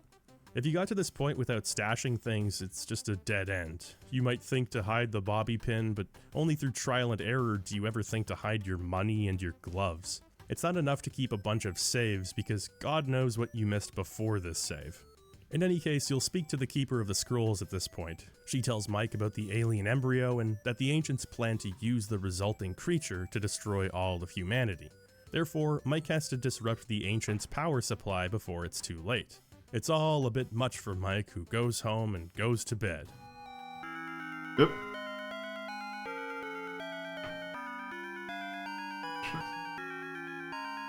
Oh my god. Someone get me out of this crazy thing. Remember, anything seen in the mirror is not real. Only the mirror itself is real. Wrong number. Mike pours the remaining scotch into his fuel tank and starts his car, which isn't how that works. And then he sits... Yeah, just in case they just kind of skipped over that. Do you pour the scotch into your fuel tank in order to get it to run? in his car, and I contemplate letting him die of carbon monoxide poisoning. Finally, we return to the Dark World. The light world car needs to be running in order to have the ancient spaceship powered up. Millions of volts race through your body. The embryo dies, but so do you. Mike dies, the alien embryo dies. It's a happy ending. The reason you need to stash the gardening gloves is so Mike can survive the electricity. The engine for the ship starts up and it flies away, which I guess disrupts the ancient's power supply and saves the world. It's a triumphant moment, and you really feel that when you hear the drunken Twilight Zone music accompanying your victory. Mike smashes the mirror, a love interest in the form of the librarian shows up, who's actually the normal world equivalent of the Keeper of the Scrolls. Okay, librarian, Keeper of Scrolls, I get it. The embryo is taken care of, Mike sells the house, the two live happily ever after, but not really. Wow, what a game. I feel fairly confident in saying this isn't the 7th scariest game of all time. There are undoubtedly some impressive aspects to the game. From a technical perspective, it looks really good for its time. The commingling of Giger's artwork to the teams isn't perfect, but it is handled surprisingly well. The art style in general carries a very unique vibe, and the limited, muted palette really does wonders for the game's sense of dreariness and isolation. The dark world, light world dichotomy is a cool idea that does shine in a few moments. There's a palpable sense of anxiety in the game as you try to navigate these worlds, knowing that every minute is precious. For the most part though, Darkseid doesn't hold up. I find it very strange to see how many lists of great horror games it's landed on. I feel most people who profess love for Darkseid love the idea of Darkseid more than they love the actual game itself. I don't doubt there's some truly masochistic people out there who don't see any problem with the blatant unfairness of the whole thing. But for a general audience, there's not really much going on here outside of aesthetics. And of course, Mike Dawson's color commentary, which is the life of the party, for better or for worse. So, that was Darkseid 1. As you can tell from the fact that we are now 30 minutes into this video of an hour and 15 minutes. Darkseid 2 is a video game of all time. 3 years later, Cyberdreams released a sequel to Darkseid, a game that defies all expectation, a game that had my jaw unhinged, a game that had me jumping out of my seat. Compared to Darkseid 2, Darkseid 1 is an art house masterpiece. Before jumping into the game though, let's watch a quick trailer to see what we're in for. And now, the sequel to the award-winning Darkseid. The Ancients swore vengeance on me when I thwarted their plan to use my brain for hatching an alien embryo. That was a year ago. Now they've tracked me to my hometown and made good on their threat. Wow, Mike's had a glow up. Listen to that dulcet voice. The whole thing looks like a Twilight Zone episode. Kind of an interesting change. Well, let's see what we're in for. Okay, so this isn't a main menu that inspires confidence. Oh well, I guess Darkseid 1 didn't even have a menu, it just booted you straight to the game. Rita! Where are you? Who's that supposed to be? The menu is great. Help me, Mike. Help me, Mike. Wow, what an image to open the game on. What's going on? Mike Dawson? It's the same dream, night after night. I'm searching for Rita in the dark world. What happened to your voice? What happened to you? I thought you were like a middle-aged guy. Reminder that no place is safe from the darkness. Not even my hometown. Okay, we're in for something special, aren't we? The premise is as follows. After the incident in the first game, Mike Dawson started questioning his own sanity. He was in and out of institutions before finally coming back to his hometown of Crowley, Texas, where he's been living with his mother for the past year. Now, I don't know what the real Mike Dawson did to deserve this game, but Darkseid 2 is one of the single most gruesome character assassinations I have ever witnessed. And that's saying something because the character in question is Mike Dawson. This is the inside of a police. As far as I could tell, the Mike Dawson after Darkseid 1 left Cyberdreams. He is now like a professor of game design. And he just left. Like, he didn't do anything bad. He just left. Maybe they're bitter? Station. So over the past year, Mike's been seeing his high school sweetheart, Rita. She's been his confidant for much of the past year, and she's recently been murdered. Am I a suspect, Sheriff? we have to look at everybody, Dawson. Especially everyone who was close to Rita. Sheriff Butler makes no bones about suspecting Mike, and there's really no reason not to. He was close with Rita, has a history of perceived hallucinations, and doesn't have an alibi or even memory of the night she was murdered. Well, I sort of wanted to have a Hey, relationship, Mac. but Rita didn't.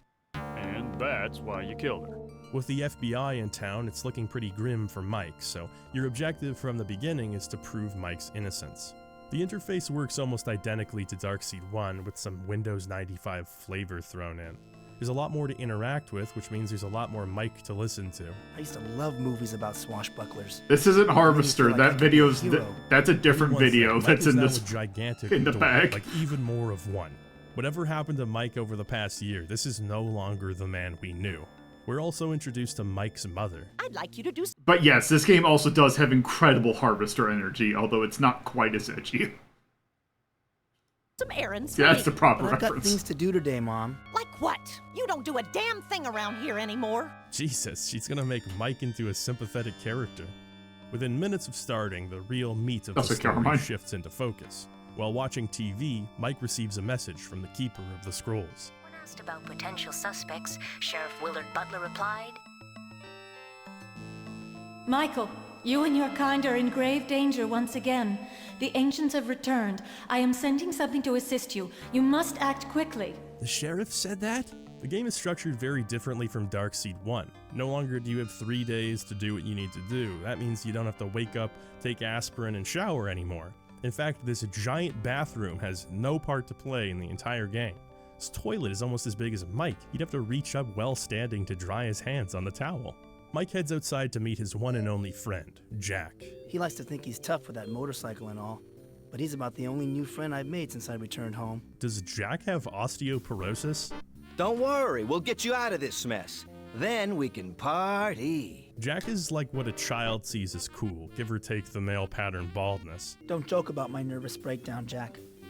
I thought you were my friend. I don't know what Jack sees in Mike, but for some reason he insists on helping him solve Rita's case.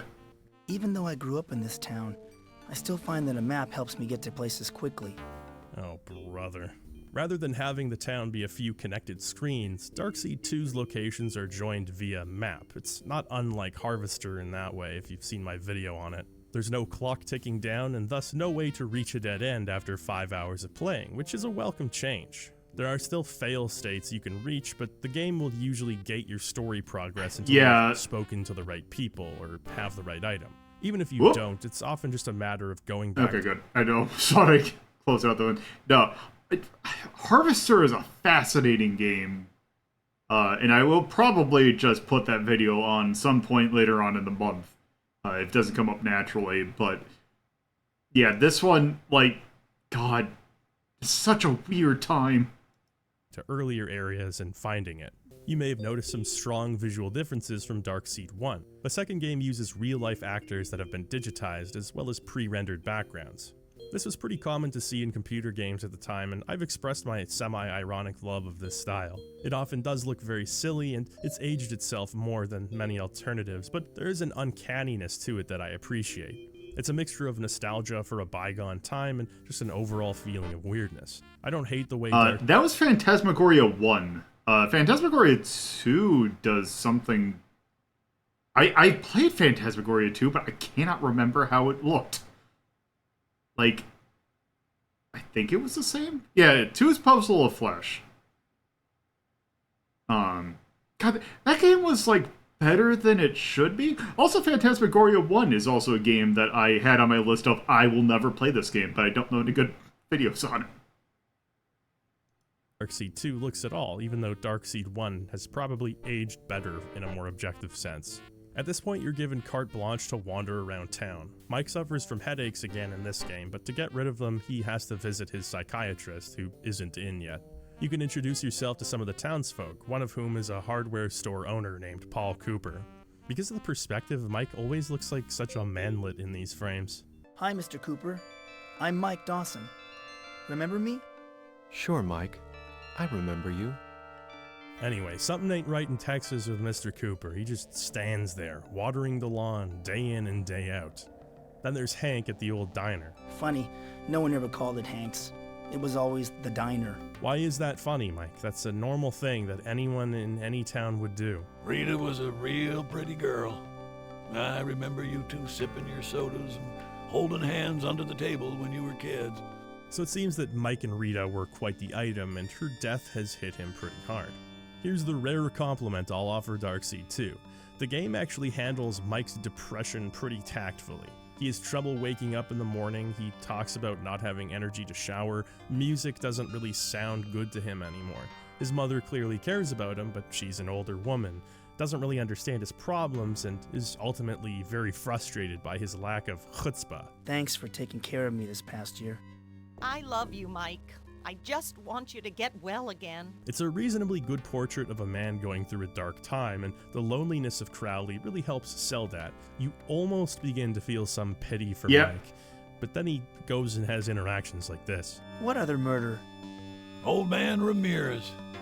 He died in a fire a few weeks back and left his wife a... Yeah, I remember the last bit of Puzzle of Flesh being very long and very not great. very rich widow. Funny how Rita died so close to his house.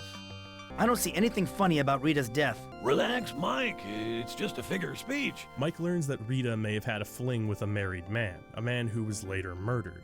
He finds this completely shocking, so shocking that he stands up and leaves immediately. I need some fresh air. You don't look well, Mike. Why don't you go out for a walk? Nice day for it. I think I'll just do that, Hank. See you later. Take care, Mike.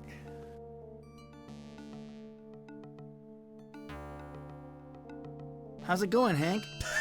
Back so soon, Mike? I thought you were going out for a walk. I don't know whether I'm coming or going anymore. You need to take it easy, Mike. All right. I can take a hint. See you later, Hank. No. What's new, Hank? All right. I can take a hint. See you later, Hank. He didn't even say anything that time. He just looked at Mike. Say, Hank, do you think you can get me a cherry ice cream soda? Well, Mike, I have a gun behind the counter. Next door to the diner is the pool hall where two of Mike's high school friends hang out, neither of whom really care for Mike anymore.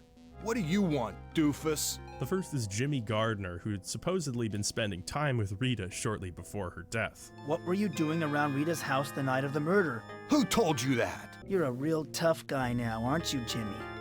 Why were you at Rita's house? How about a game of pool? Mike, good cop, bad cop only works when you're not both. Why does Mike look like... Malik, I think the game you're thinking about is Rascal?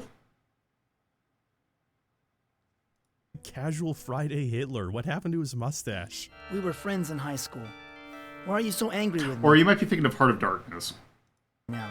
You just tacitly accused them of murder, you idiot. Not Heart of Jimmy Darkness. is Melissa Fleming, another high school friend of Mike and Rita's. She's married to the mayor, but spends her days chain smoking in the pool hall with Jimmy. When did you take up smoking? Don't you know it's bad for your health? Yeah. Well, there's lots of things that are bad for your health. Do you think you can get me a cherry ice cream soda? Whatever her relationship to Rita was, she doesn't seem overly concerned about the murder. The mayor campaigned on how he was going to rid our streets of the homeless, but I guess they just got driven into sheds like this. Another evil that's been hidden but still exists. Damn, that's some cutting social commentary, Mike. Anyway, time to invade this poor homeless person's living space. This is the most bizarre collection of junk I've ever seen. What, not enough Musketeer posters for you? I found an old coat hanger. This might be useful. Mike's idea of what items may be necessary is questionable. A coat hanger from the garbage can, a smiley face fridge magnet, teddy bears, multiple teddy bears. Let's head over to the civic section of Crowley. We used to joke about the sheriff's office, courthouse, and morgue all being next door to each other. First they tie 'em, then they try 'em, then they fry 'em. You know what? That's dangerously close to being a witty little saying. You can find the police station and Sheriff Butler here. You know, Dawson, sooner or later you're gonna make a mistake. And then I'm... Pay attention to the way that the sheriff's head moves. It's very good. Gonna lock you up for the rest of your natural I life. always thought of myself as a liberal, but the thought of only the police having firearms frightens me. Yeah, I always thought of you as a liberal too, Dawson, but on your criminal record it says you stole a gun from a police station in California. You're damn lucky you know Delbert, or I'd have you in this cell so fast your head would spin. Mike decides to visit the recently widowed Mrs. Ramirez, whose gothic mansion is dressed up in crosses and angels. I just heard about how Mr. Ramirez died. I want to express my condolences. It was a terrible tragedy.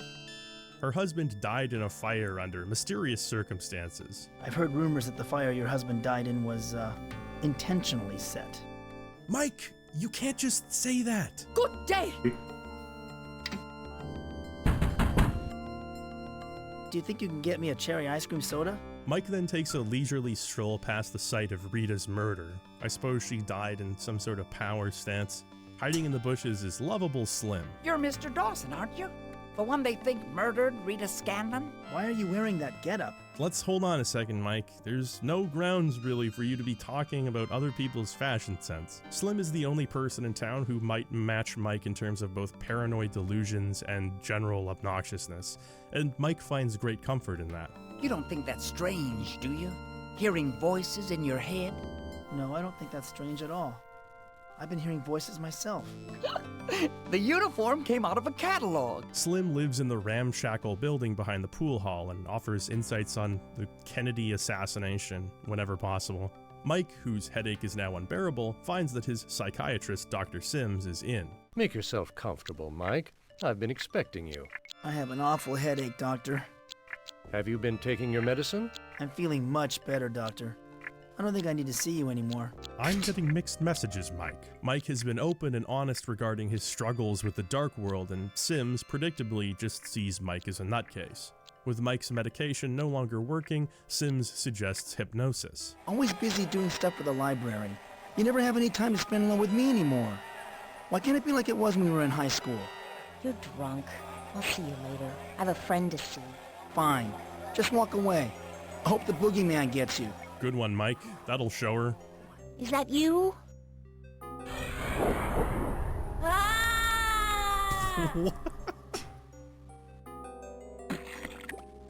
Mike, are you awake? Was that a nocturnal emission? Gotta go, bye! Sims believes the dark world is a manifestation of Mike's inner turmoil, but Mike really doesn't buy it. You know, what happened last year wasn't a hallucination. It was real. He decides to make his way to the carnival to take his mind off things. I'll bet they were just trying to build up the public's curiosity so they'll attract more customers. Keen observation, Mike. There's all that advertising agency experience coming into play. What's the most interesting things to see?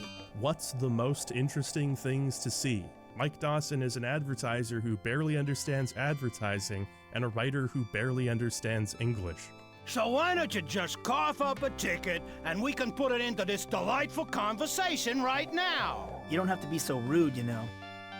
You know, it's kind of heartwarming to see everyone in Crowley hates Mike in their own unique way.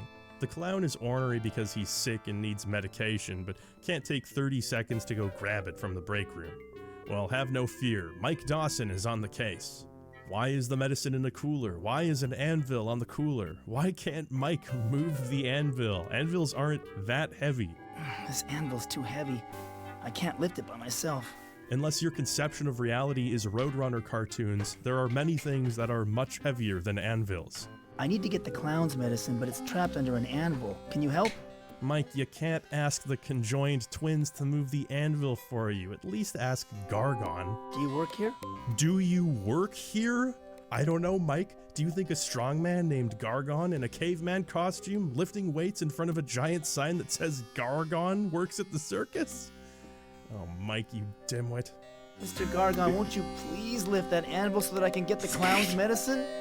No! As it turns out, Gargon is going through a bit of a depressive funk himself. He's not really up to helping people, which leaves Mike and the clown high and dry. I feel sorry for Gargon.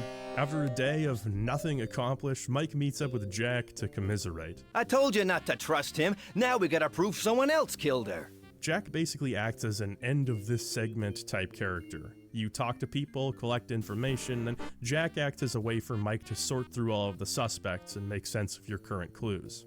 He also has some information of his own to offer, like the town's medical examiner, Larson, possibly having a fling with Rita. He used to have Rita personally deliver medical textbooks from the library, you know. Heading over to the morgue, this is one of the few instances of a puzzle in Darkseid 2, or something sort of close to a puzzle anyway. You have to knock on Larson's window and find a way to get him to slam his fist down and open. I really like this looping video of this guy. The door to the back room. I think you murdered Rita. That's what I think. Dawson, you're pathetic. Good work, Ace. In the back room, Mike finds Rita's body, which is, strangely enough, one of the few things that doesn't seem to faze him all that much. Oh my god, that's Rita. Her head's been cut off. He also finds Larson's little black book, which contains Rita's name and number. Now that bothers him. This is full of women's names and telephone numbers. Oh my god, he gave Rita a 4-star rating. Why, that dirty old man. After much meandering and consulting a fortune teller, Mike is convinced that Rita's murder had something to do with the Dark World. He's directed to the carnival's Hall of Mirrors. It's just a very annoying maze. It's deliberately hard to tell what's a mirror and what's a passage to the next area, but at the same time, I kinda savor this because it's the closest thing to gameplay you really get in Darkseid 2. Eventually, you'll find a passage to the Dark World where you're greeted by a new character called the Keeper of the Light. Nope, that sound effect can't be real. I did not just hear that sound effect in the game. Nice of them to establish the Dark World's atmosphere so effectively. The game expands on the nature of the Dark World a little bit. As it turns out, it's not an inherently evil place, but it's become ruled over by the Ancients. They're a race of intergalactic space parasites who suck worlds dry of life and then move on to the next one. The Keeper of the Light lays it all out. The exact same thing from the previous game is happening again. You must hurry, or billions will die on both sides of the portal. The Ancients are The funny thing about that sound effect is that it's not the worst one. Using a power generator to siphon energy from the light world, and for some reason, Mike Dawson is deemed fit to stop it. In order to do so, Mike will need the power of the light, the scroll, and the sword, whatever that means. You get to go through the mirror maze again for some ungodly reason, and then you're more or less given free reign to walk around the Dark World. As before, Cyberdreams licensed art from H.R. Giger. The difference here is quite significant, though. To begin with, because Darkseid 2 aims for photorealism, there's a much more noticeable dichotomy between game art and actual Giger art. The first game blended them pretty well under the circumstances, but here it feels very slipshod. The animation in Darkseid 1 was nothing to write home about, and it's even worse here. It looks like they just stretched Giger's paintings in image editing programs and then cross-faded between those images to animate. It looks really shabby. We'll talk about this a little bit more real soon. What's interesting is that the screens where it's clearly just Cyberdream's own assets don't look too bad. There's a sense of impending danger thanks to all of the metal catwalks, and it feels dark and industrial.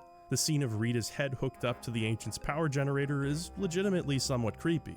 The background's taken from a Giger painting, but it's a rare instance where they've blended it naturally. Other scenes are just ridiculous. This giant zipper is a doorway to the next area? What are they guarding, Mike's Dark World chastity? It could be the Keeper of the Scrolls. Then again, the prison could be empty. They have the goofiest voice acting given the whole Dark World thing. And what's with the PP valves? Does this lead down to the normal world? I am a Dark World prison official. Let me in. I didn't know Dark World prison officials shopped at Express for Men. You can find an incubator that's being powered by the ancient generator. Look, if you know, you know. That's Mike's shrimp baby. He's a very proud father, alright? The Ancients are trying to culture the shrimp baby into a creature known as the Behemoth, which is part and parcel with their plans of world domination.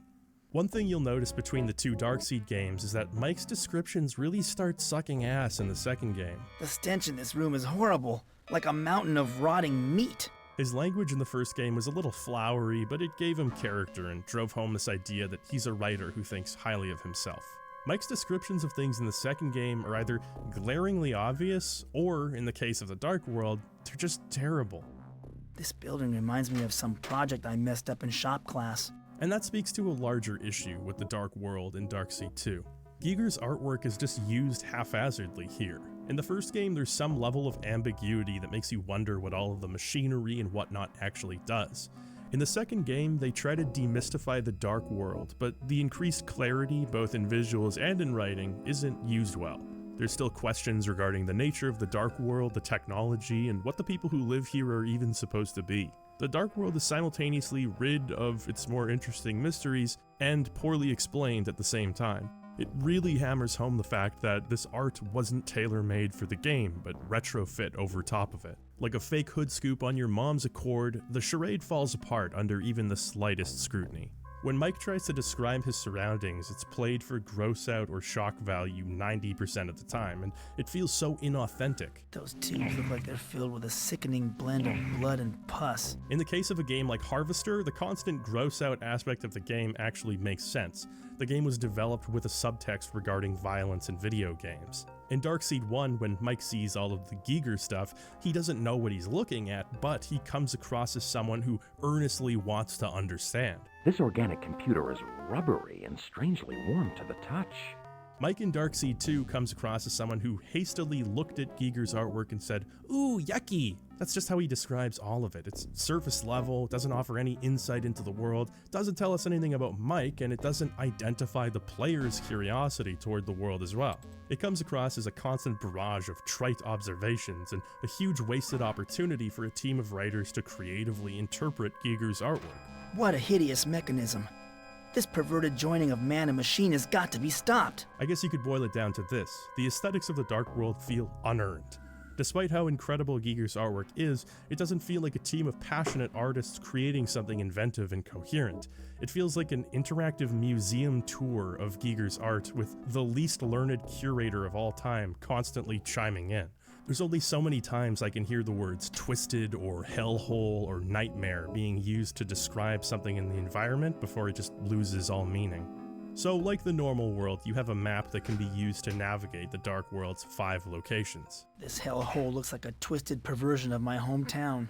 Mike, it really doesn't look like that at all. Some Dark Worlders have recently formed a rebellion against the Ancients, but they've been caught and executed, so their situation really seems hopeless.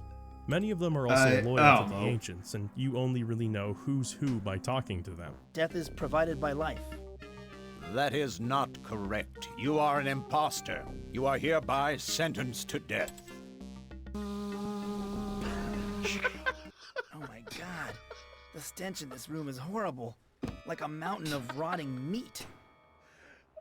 In the Dark World, there's ample opportunity to die, although it doesn't result in a game over now.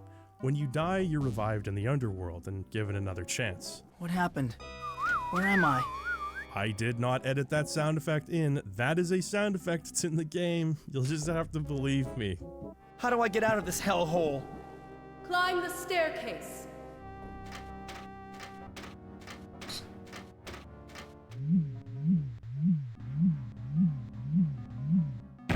Nailed it. Mike wanders into the Dark Worlders' church and finds the High Priestess waiting for him. Apparently it's been foretold that Mike Dawson would defeat the Ancients, which seems like a monumental miscalculation on their part, but I guess it is Bizarro World we're talking about. You know who I am? Of course, Michael. The story of your first battle against the Ancients is chronicled in our sacred book, the Necronomicon.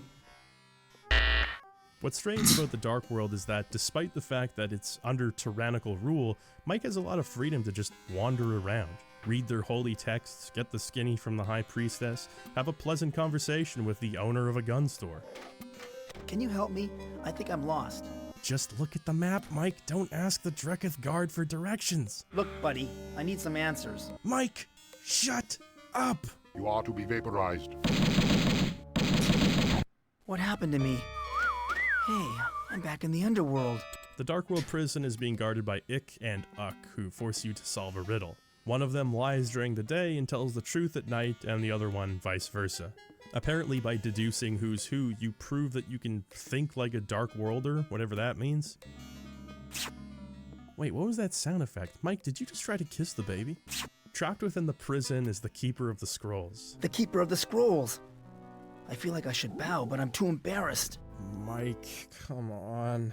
You disappoint me, Michael. Yeah, get used to it. The Keeper reveals that the normal world murders have been committed by a being known as the Shapeshifter from the Dark World.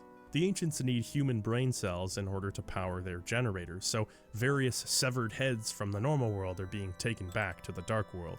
Mike manages to nab the light, one of the 3 items necessary to stop the generator, and has a renewed sense of focus in his mission. For the first time, I really believe I can put a stop to the evil that's happening here. With this overflowing optimism, he returns. Is everyone ready for one of the things that this game is known for? Returns to the normal world and decides to indulge in some carnival games. Step right up, step right up.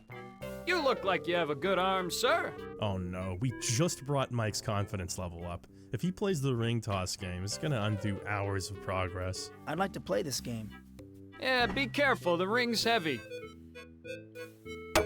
Hey, you missed, pal. Oh, Mike, this is a tough one, big guy. Give another go. Hey, you missed, pal. I'd like to play this game.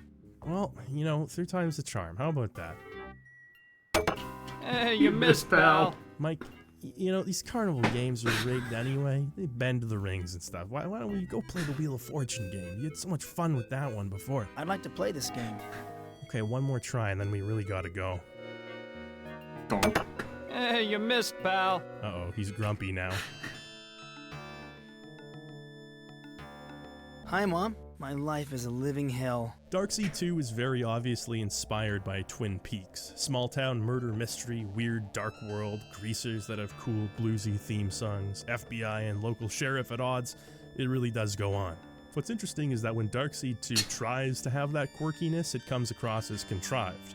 When it actually plays it straight and sincerely tries to deliver an interesting story with good characters, it's not only enthralling, but one of the most unintentionally funny games I've ever played. I couldn't go one conversation without reacting to something cockamamie. I've been afraid of this closet ever since I was a little kid. I'm so glad they took this hyper-conversational approach to the sequel because it makes the game so much more interesting and worth experiencing every moment. It's hard to take anything seriously, and yet I couldn't help but click on every single dialogue option, not only to see what Mike would say, but how he would say it. I don't think it's possible to intentionally write a game this zany. It's purely the result of circumstances meeting each other. The backgrounds, the digitized actors, the sound effects, the voice acting, my god, the voice acting. For me, what really glues the whole thing together are these terrible adventure game puzzles. Whether it's Mike being the least convincing Dark Worlder of all time, or Mike politely asking circus employees to move an anvil for him, or Mike wantonly accusing people of murder, he's always doing something unbelievably stupid, and I can't take my eyes off of him. Well, in the Dark World, Mike pilfered a device meant to uplift and make citizens feel content with their horrible surroundings. Asking Gargon to lift it causes him to snap out of his depression, which means we can save the clown, right? I can lift anything! Well, actually, the clown dies. I'm afraid I have some bad news about the clown. He died earlier today. I've been thinking of the clown a lot these days. I miss him. He needed the medication to live, but he was so dedicated to his job of ticket sales, even though there aren't any customers, that he just sat there and died. Yeah, but that's okay, because it's great. We can take his prescription painkillers, which is kind of funny in retrospect because Mike was just scolding Gargon for taking antidepressants a minute ago. You've been taking pills. Thankfully, you don't have to go through the mirror maze every time you want to swap between the normal world and the dark world. This makes it really easy to change locations and solve puzzles. There are some ways the worlds affect each other, and like the first game, it's highly context sensitive. There's also a bit more subtlety to it. For example, there's a diner in the dark world. If you look in the background, you can see rats peeking out of the shadows. Immediately after being there, Hank's diner will have been closed down due to a rat infestation. Blink and you'll miss it, but it is kind of cool that stuff like that's in here. That doesn't make sense. Hank keeps the diner spotless. You can meet a dying Dark Worlder named Goth, the one who organized the anti-ancient resistance. Giving him painkillers eases his suffering and causes him to tell Mike a little bit more about the ancients and their behemoth. But I can barely pay attention with this giant ass in the background. There's also this weird statue next to him. Before you leave, take my crossbow. I need to win a game in my world. This crossbow might help. Were the keepers wrong about this one? Oh great, Mike. Now on his deathbed he thinks he's put stock in some asshole trying to win a ring toss game. Back in the normal world, Mike meets Mayor Fleming, who was an associate of Mike's late father. He seems to be in a bit of a rush, which Mike sees as a perfect opportunity to break into his car for no... So I'm going to stop this real quick. I will actually be right back.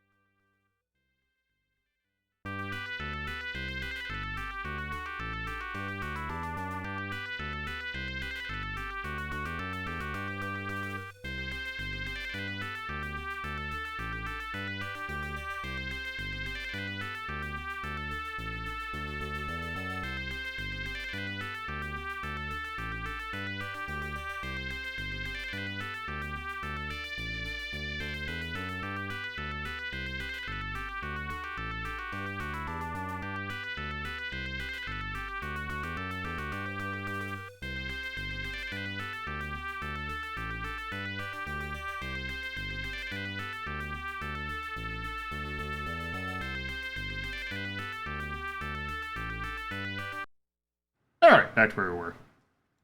Real reason and steal his stuff.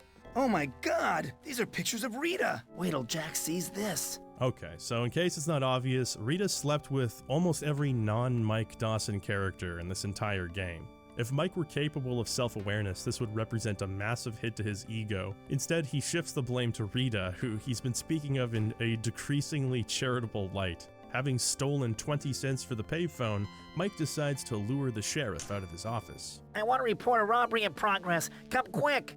Dawson, is that you outside my window pinching your nose? Against the odds, the ploy works and Sheriff Butler leaves the office. I can't believe that idiot fell for my trick. Yeah, fair game. I guess Mike can actually gloat here for once. Here's a photo of Rita. Mike now finds out that Butler was in a relationship with Rita too. He heads to his only source of comfort in this cruel world, Mrs. Ramirez. Excuse me, Mrs. Ramirez. May I talk to you? All of you young people are servants of Satan. It's all that heavy metal music and drugs and sex. But Mrs. Ramirez, I only listen to Tom Jones. I scolded the strongman for using antidepressants, and I don't have sex. It turns out that Mr. Ramirez may have been seeing Rita too, which has left Mrs. Ramirez with a pretty sour outlook on Rita as well. There's nothing left to do but question everybody we've already questioned several times. What do you mean Rita got around? Mike, you dense fuck. Following Jimmy, we see him heading to Mrs. Ramirez's house. Let me in, Mrs. Ramirez. These iron boots weigh a ton. Listening at the window, we find that Jimmy set the fire that killed Mr. Ramirez, at Mrs. Ramirez's behest. She's been paying him with life insurance money. Mike's poor head can't take it, so he heads back to Dr. Sims for another hypnosis session. Look! Up there, it's Mike Dawson. Oh, you're so gross, Mike. No wonder Rita would rather be with my husband than with you. Mike? Are you awake? Did you have another one of those dreams where you're a giant fucking loser? Rita and I were just friends. We both saw other people. Okay, Mike, that's the most egregious lie you've told in this entire game. Mike goes to confront Jimmy at the pool hall, only to find Slim in the middle of his own accusation. They're gonna lock you up and throw away the key! That does it, you loon. You stuck your nose where it doesn't belong, and now you're gonna pay for it. Hey, stop picking on him, Jimmy. Why is Mike prepared to take a bullet for Slim? Let's see if you're brave enough to take me on, man to man. I just want to go back. I appreciate that Mike's mouth looks like it's a goddamn nutcracker. take a bullet for Slim. Let's see if you're brave enough to take me on man to man. Oh. Ah.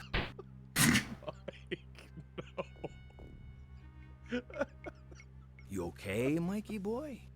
What happened? So Mike takes Jimmy's gun and brings it to the Dark World weaponsmith. How is business these days? Stop making small talk with the Dark World I weaponsmith, don't Mike. know. He's a busy guy. The smith needs the normal world's gun triggering mechanism, and in exchange gives Mike a Dark World weapon. Let me attach your biomechanical arm. Cool! I hope you realize what havoc you've wreaked upon the world by giving this toddler a biomechanical arm. No, he eats shit like immediately. The good news is that it can't actually harm any living beings. I don't know who you are, and I don't want to know. You have no idea how right you are. With all of this Dark World ordnance, Mike can finally return to the normal world and win carnival games. You can have your prize, but I don't want to see your face around here again. I'd like to play this game. Oh boy, here we go.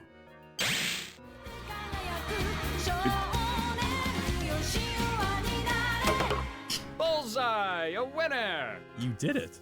You son of a bitch, you really did it. And all it took was a magnetized crossbow to help you win.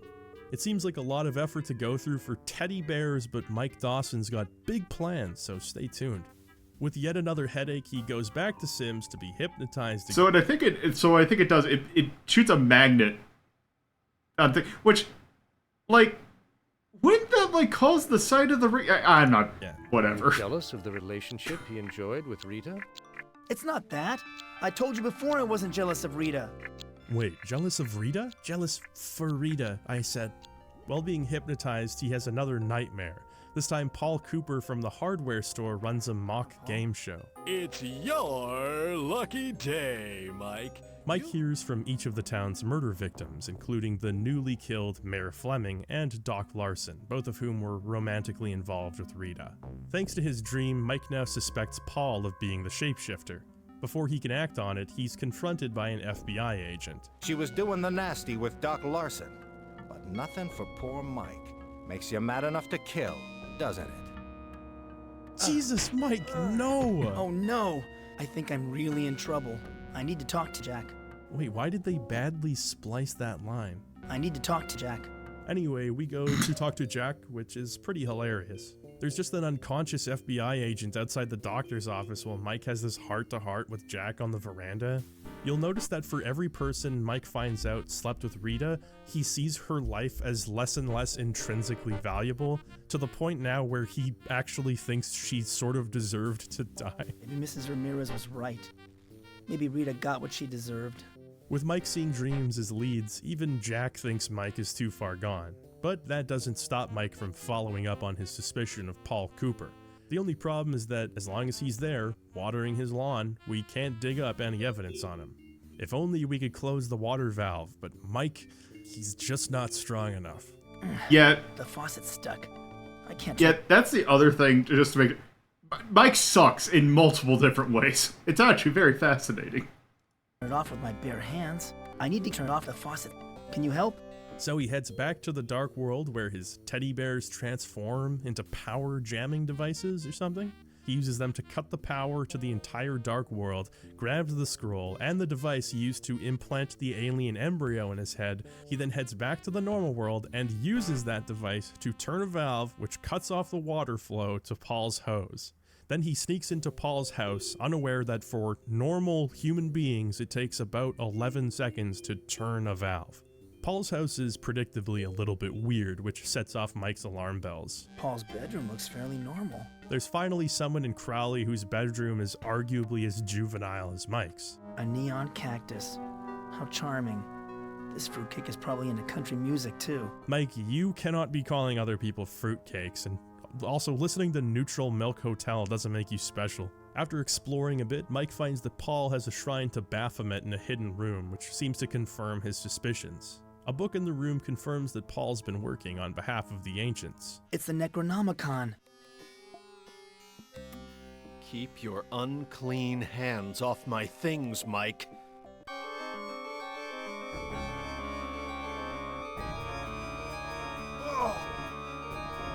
Well, this is Texas, and Mike did break into Paul's house, but on the other hand, if you can't win a physical altercation with somebody who can't turn off a hose, then you kind of deserve whatever comes to you.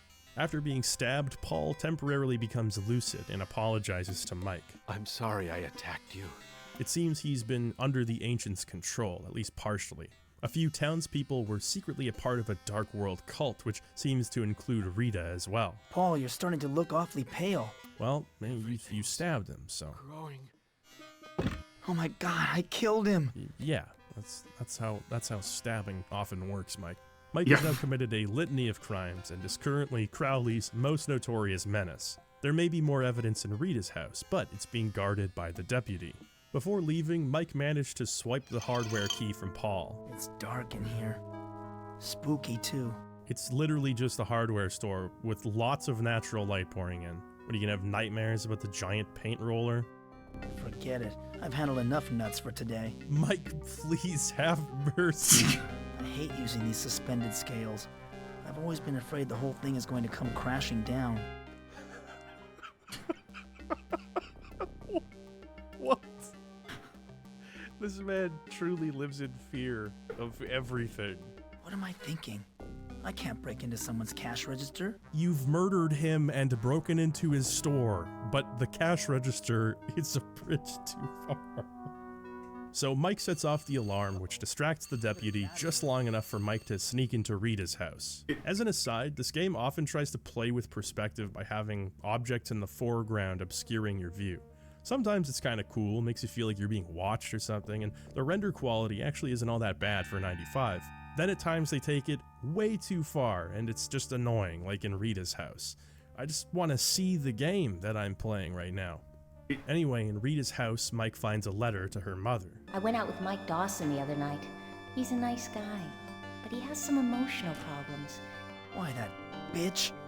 She was never really interested in me. Mike, that's obviously the case. Why are you so mad? In a few minutes, I'm off to my reading group meeting across the street at Paul Cooper's house. Now he's somebody I'm really attracted to. Tall, handsome, and good at fixing things around the house. I'm glad I killed that creep. Holy shit, Mike. With the shape-shifting and the Dark World and the Baphomet stuff taking over the world, and you still had sympathy for Paul as he died in your arms, but because he fooled around with Rita, you're glad you killed him? Kiss Dad for me. Love, Rita. She kissed Dad too? Women are all lying bitches. I'm done being a nice guy. I've never been in Rita's bedroom before. Some things don't need to be said, Mike. I look like hell. Some things don't need to be said, Mike. You thought you had everything pretty much figured out, didn't you, Mikey boy? Well, I'd stop while I was ahead if I were you. The truth can be very ugly.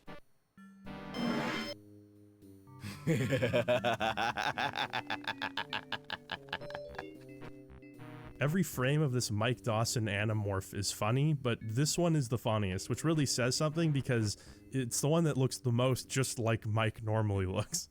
Mike, increasingly losing his grip on reality, heads back to the carnival to get a psychic reading from the fortune teller. He sees a memory from his childhood of his mother reassuring him that there aren't any monsters in the closet. She locks the closet door with an invisible key to placate the young Mike. It's gone. The monsters won't be able to come through the closet. I feel like such an idiot. All these years thinking my closet was locked. Who knows what's inside it?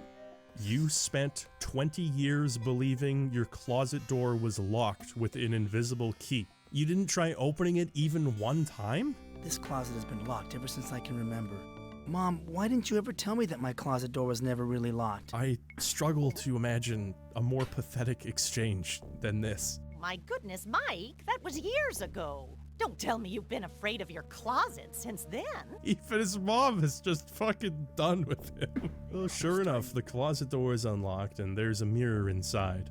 Mike steps through into his Dark World bedroom. This is a Dark World bedroom. Here, the last of the three items, the sword, is waiting for Mike. Strangely enough... Also, is everyone ready for the other thing that people know about this game? God, this is great. I love this bit so much. While the bedroom has changed, the kitchen looks exactly the same. What do you know about my shoes getting bloody? Here, Mike. This will explain everything.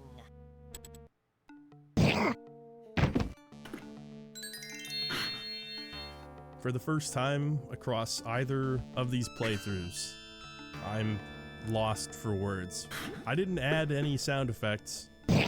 This is the artistic vision of Cyber Dreams in all of its glory. This can't be real. Oh, Mommy, I hope you're okay. I think I've started developing an older brother's affection for Mike because I don't know whether to give him a gigantic wedgie or give him a hug at this point. Oh my God, that's Rita. Oh, this game's Her so head's stupid. been cut off. They just used the exact voice line from when Mike actually found out that her head was cut off. Oh my God, that's Rita.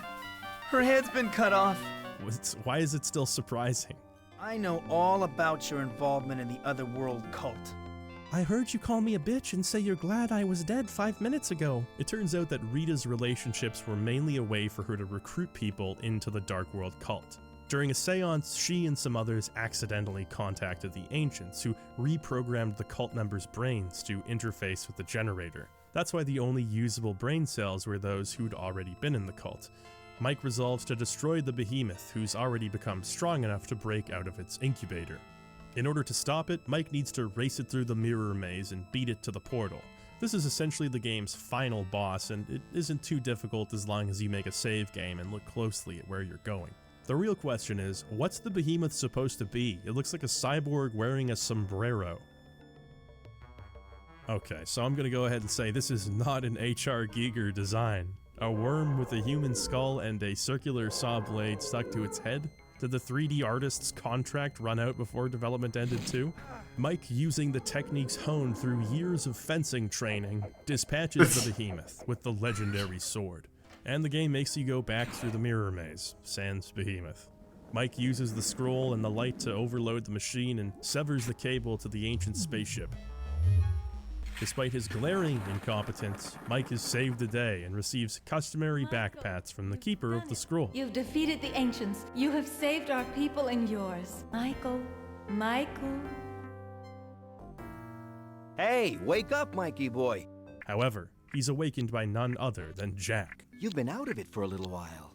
You were in Dr. Sims' office, don't you remember?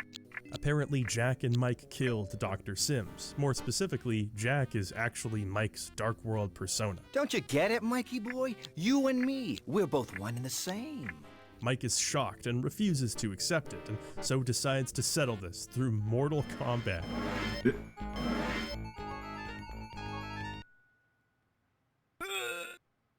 Well, the sheriff arrives too late, for it appears as though Mike has claimed yet another victim, and then himself. Jack, however, still remains, and it seems he's got big plans to help the Ancients whenever they arrive next. See you around, pal. Yep. It's left somewhat ambiguous as to whether or not the Dark World is real at all, or whether the entire thing was the product of Mike Dawson's mind. While the latter might make sense, the idea of Mike literally interacting with Dark Worlders is so funny to me that I must insist the events of Darkseid 2 are canon. And that's a wrap on Darkseid 2. Yep. On the surface, this game plays like many point-and-click adventures of the time. The Giger licensed art may have been the game's claim to fame, but it doesn't really stand the test of time. Not the artwork itself, which is incredible, but its careless usage. In fact, the Dark World in this game doesn't really add much to the experience at all. While it is funny to watch Mike Dawson stand around in the Dark World, the small-town murder mystery is far and away the most interesting part, and the reasons for that aren't so simple. I guess I would describe the game as accidental Kino. It's truly compelling, but not in the ways that it wants to be. Mike Dawson is on the shortlist for worst protagonist ever, but in the best possible way. He says the least appropriate things, he takes the least appropriate actions, and this incompetent bungling makes him the focal point of the whole experience. If Mike was the character from that Darkseid 2 trailer, this game wouldn't have worked. Hell, if Mike was Mike from Darkseid 1, the game wouldn't have worked. Mike Dawson in Darkseid 2 needs to be this Mike right here, this emotional, childish moron with absolutely no grip on how the world works. Needs to be the one wandering around Crowley, making accusations, and just being a nuisance. I've brought up the concept of it's so bad it's good media, and this is as close as you'll get in video game form. As a game, it doesn't hold up to scrutiny at all, but as an experience, it is ridiculous. One of the most unforgettably asinine games ever made. And so ends the saga of Darkseid. It seems producer David Mullock had plans for a third game, but Cyberdreams went out of business before they could materialize. It's just as well. I think 2 is probably the magic number in this case, and I sincerely doubt this could be topped. A lot of people see Darkseid in an unironically favorable light, but I don't necessarily feel the same way. As I've said, the entertainment value is off the charts, and in a technical sense, the game's made some impressive strides. But from just about every other measurement, what they were doing couldn't compete with any of the other adventure game heavy hitters. There's just not enough going under the hood. The puzzles aren't clever, the gimmicks aren't elaborate enough to feel special, and the first game is just ridiculously unfair. Still, they've clearly carved out a place in adventure game culture, as both those H.R. Giger games, and more recently, the Mike Dawson games. If nothing else, I can say with certainty that I'll always remember my time with Mike, and the mere mention of him will always put a smile on my face. Thank you for watching this video. Shout out to my patrons for funding these misadventures. If you're interested in bonus reviews, podcasts, and other goodies... So yeah, that's Bachelor's take, or like, retrospective Darkseid 2, or the 2 Darkseid games. These are games that I personally would never go out and play. I don't think I would get any entertainment from playing them myself. That being said, watching other people play it, always fascinating. Oh, also I did want Please consider checking out my Patreon, link in the description. I've been wanting to make a video on Darkseid since I started my channel, and when I suddenly realized it was October, I dropped my other projects to get this one done. Big shoutouts to Retsupere, thank you for all the years of entertainment. Yeah, I did want to mention that they do shout out Retsupere here, who probably is how a lot of people on the internet who were not familiar with Darkseid from like the game, like if there's like an outside vector, I think the Retsupere Ronguplay of Darkseid 2 is, and Darkseid 1, were how a lot of people found out about these games. Those are always good watches, but those are through the entire game, which is like 8 hours long. So that's more than I'd want to sit through. But yes. So again, thank you, Magellar, for making that video. And I put the video link in the description. It is just, if you look up Magellar, I believe it is the page. There you go. It's Magellar. Does a lot of good videos. Recently did a look at Akalabeth and Ultima 1, who, this is a very good video. Also, the Kingsfield retrospective is also very interesting. So, yeah, has a bunch of other RPG videos on there. So yeah, he's a good person to watch and someone whose content I enjoy. Anyway, with that being said, it is a good watch. It is 4 hours long. Well, technically 3.5. But I found it to be pretty fascinating. So, yeah, so I'm not going to rank that video. Just because, one, I could bring up the old Media Delta list, but I don't feel like that's worthwhile. So that is going to be that. Also, I think that is going to be probably it for the stream, because this is normally how long these last. Maybe like 10 minutes short. But yeah, I don't want to quite start something for like 10 minutes. And I think that's pretty good. So yeah, this is how kind of the format of how these Let It Snow episodes are going to be. We're just going to hit that. Now that I know I'm going to fix that potpourri button issue. And then we'll go and do that for the rest of the month. With that, I still have 37 entries in the thing, or in the potpourri, so we'll be whittling them down, but I don't think we'll clear it out, because there's some pretty long games in the potpourri thingy. But yeah, that's how we're gonna wrap these, or that's how we're gonna work these. So these are gonna be our new Thursday, Friday for December. So yeah, that's going to do it for this episode. So, thank you all for watching. Personal Twitter /co/Blue Skies at Lolo De Puzlo. I got links in the video description and in chat. I have a Discord, you can chat the community, take part in polls, get notifications on when these go live. I also have a coffee page where you can help with hosting costs in various other things.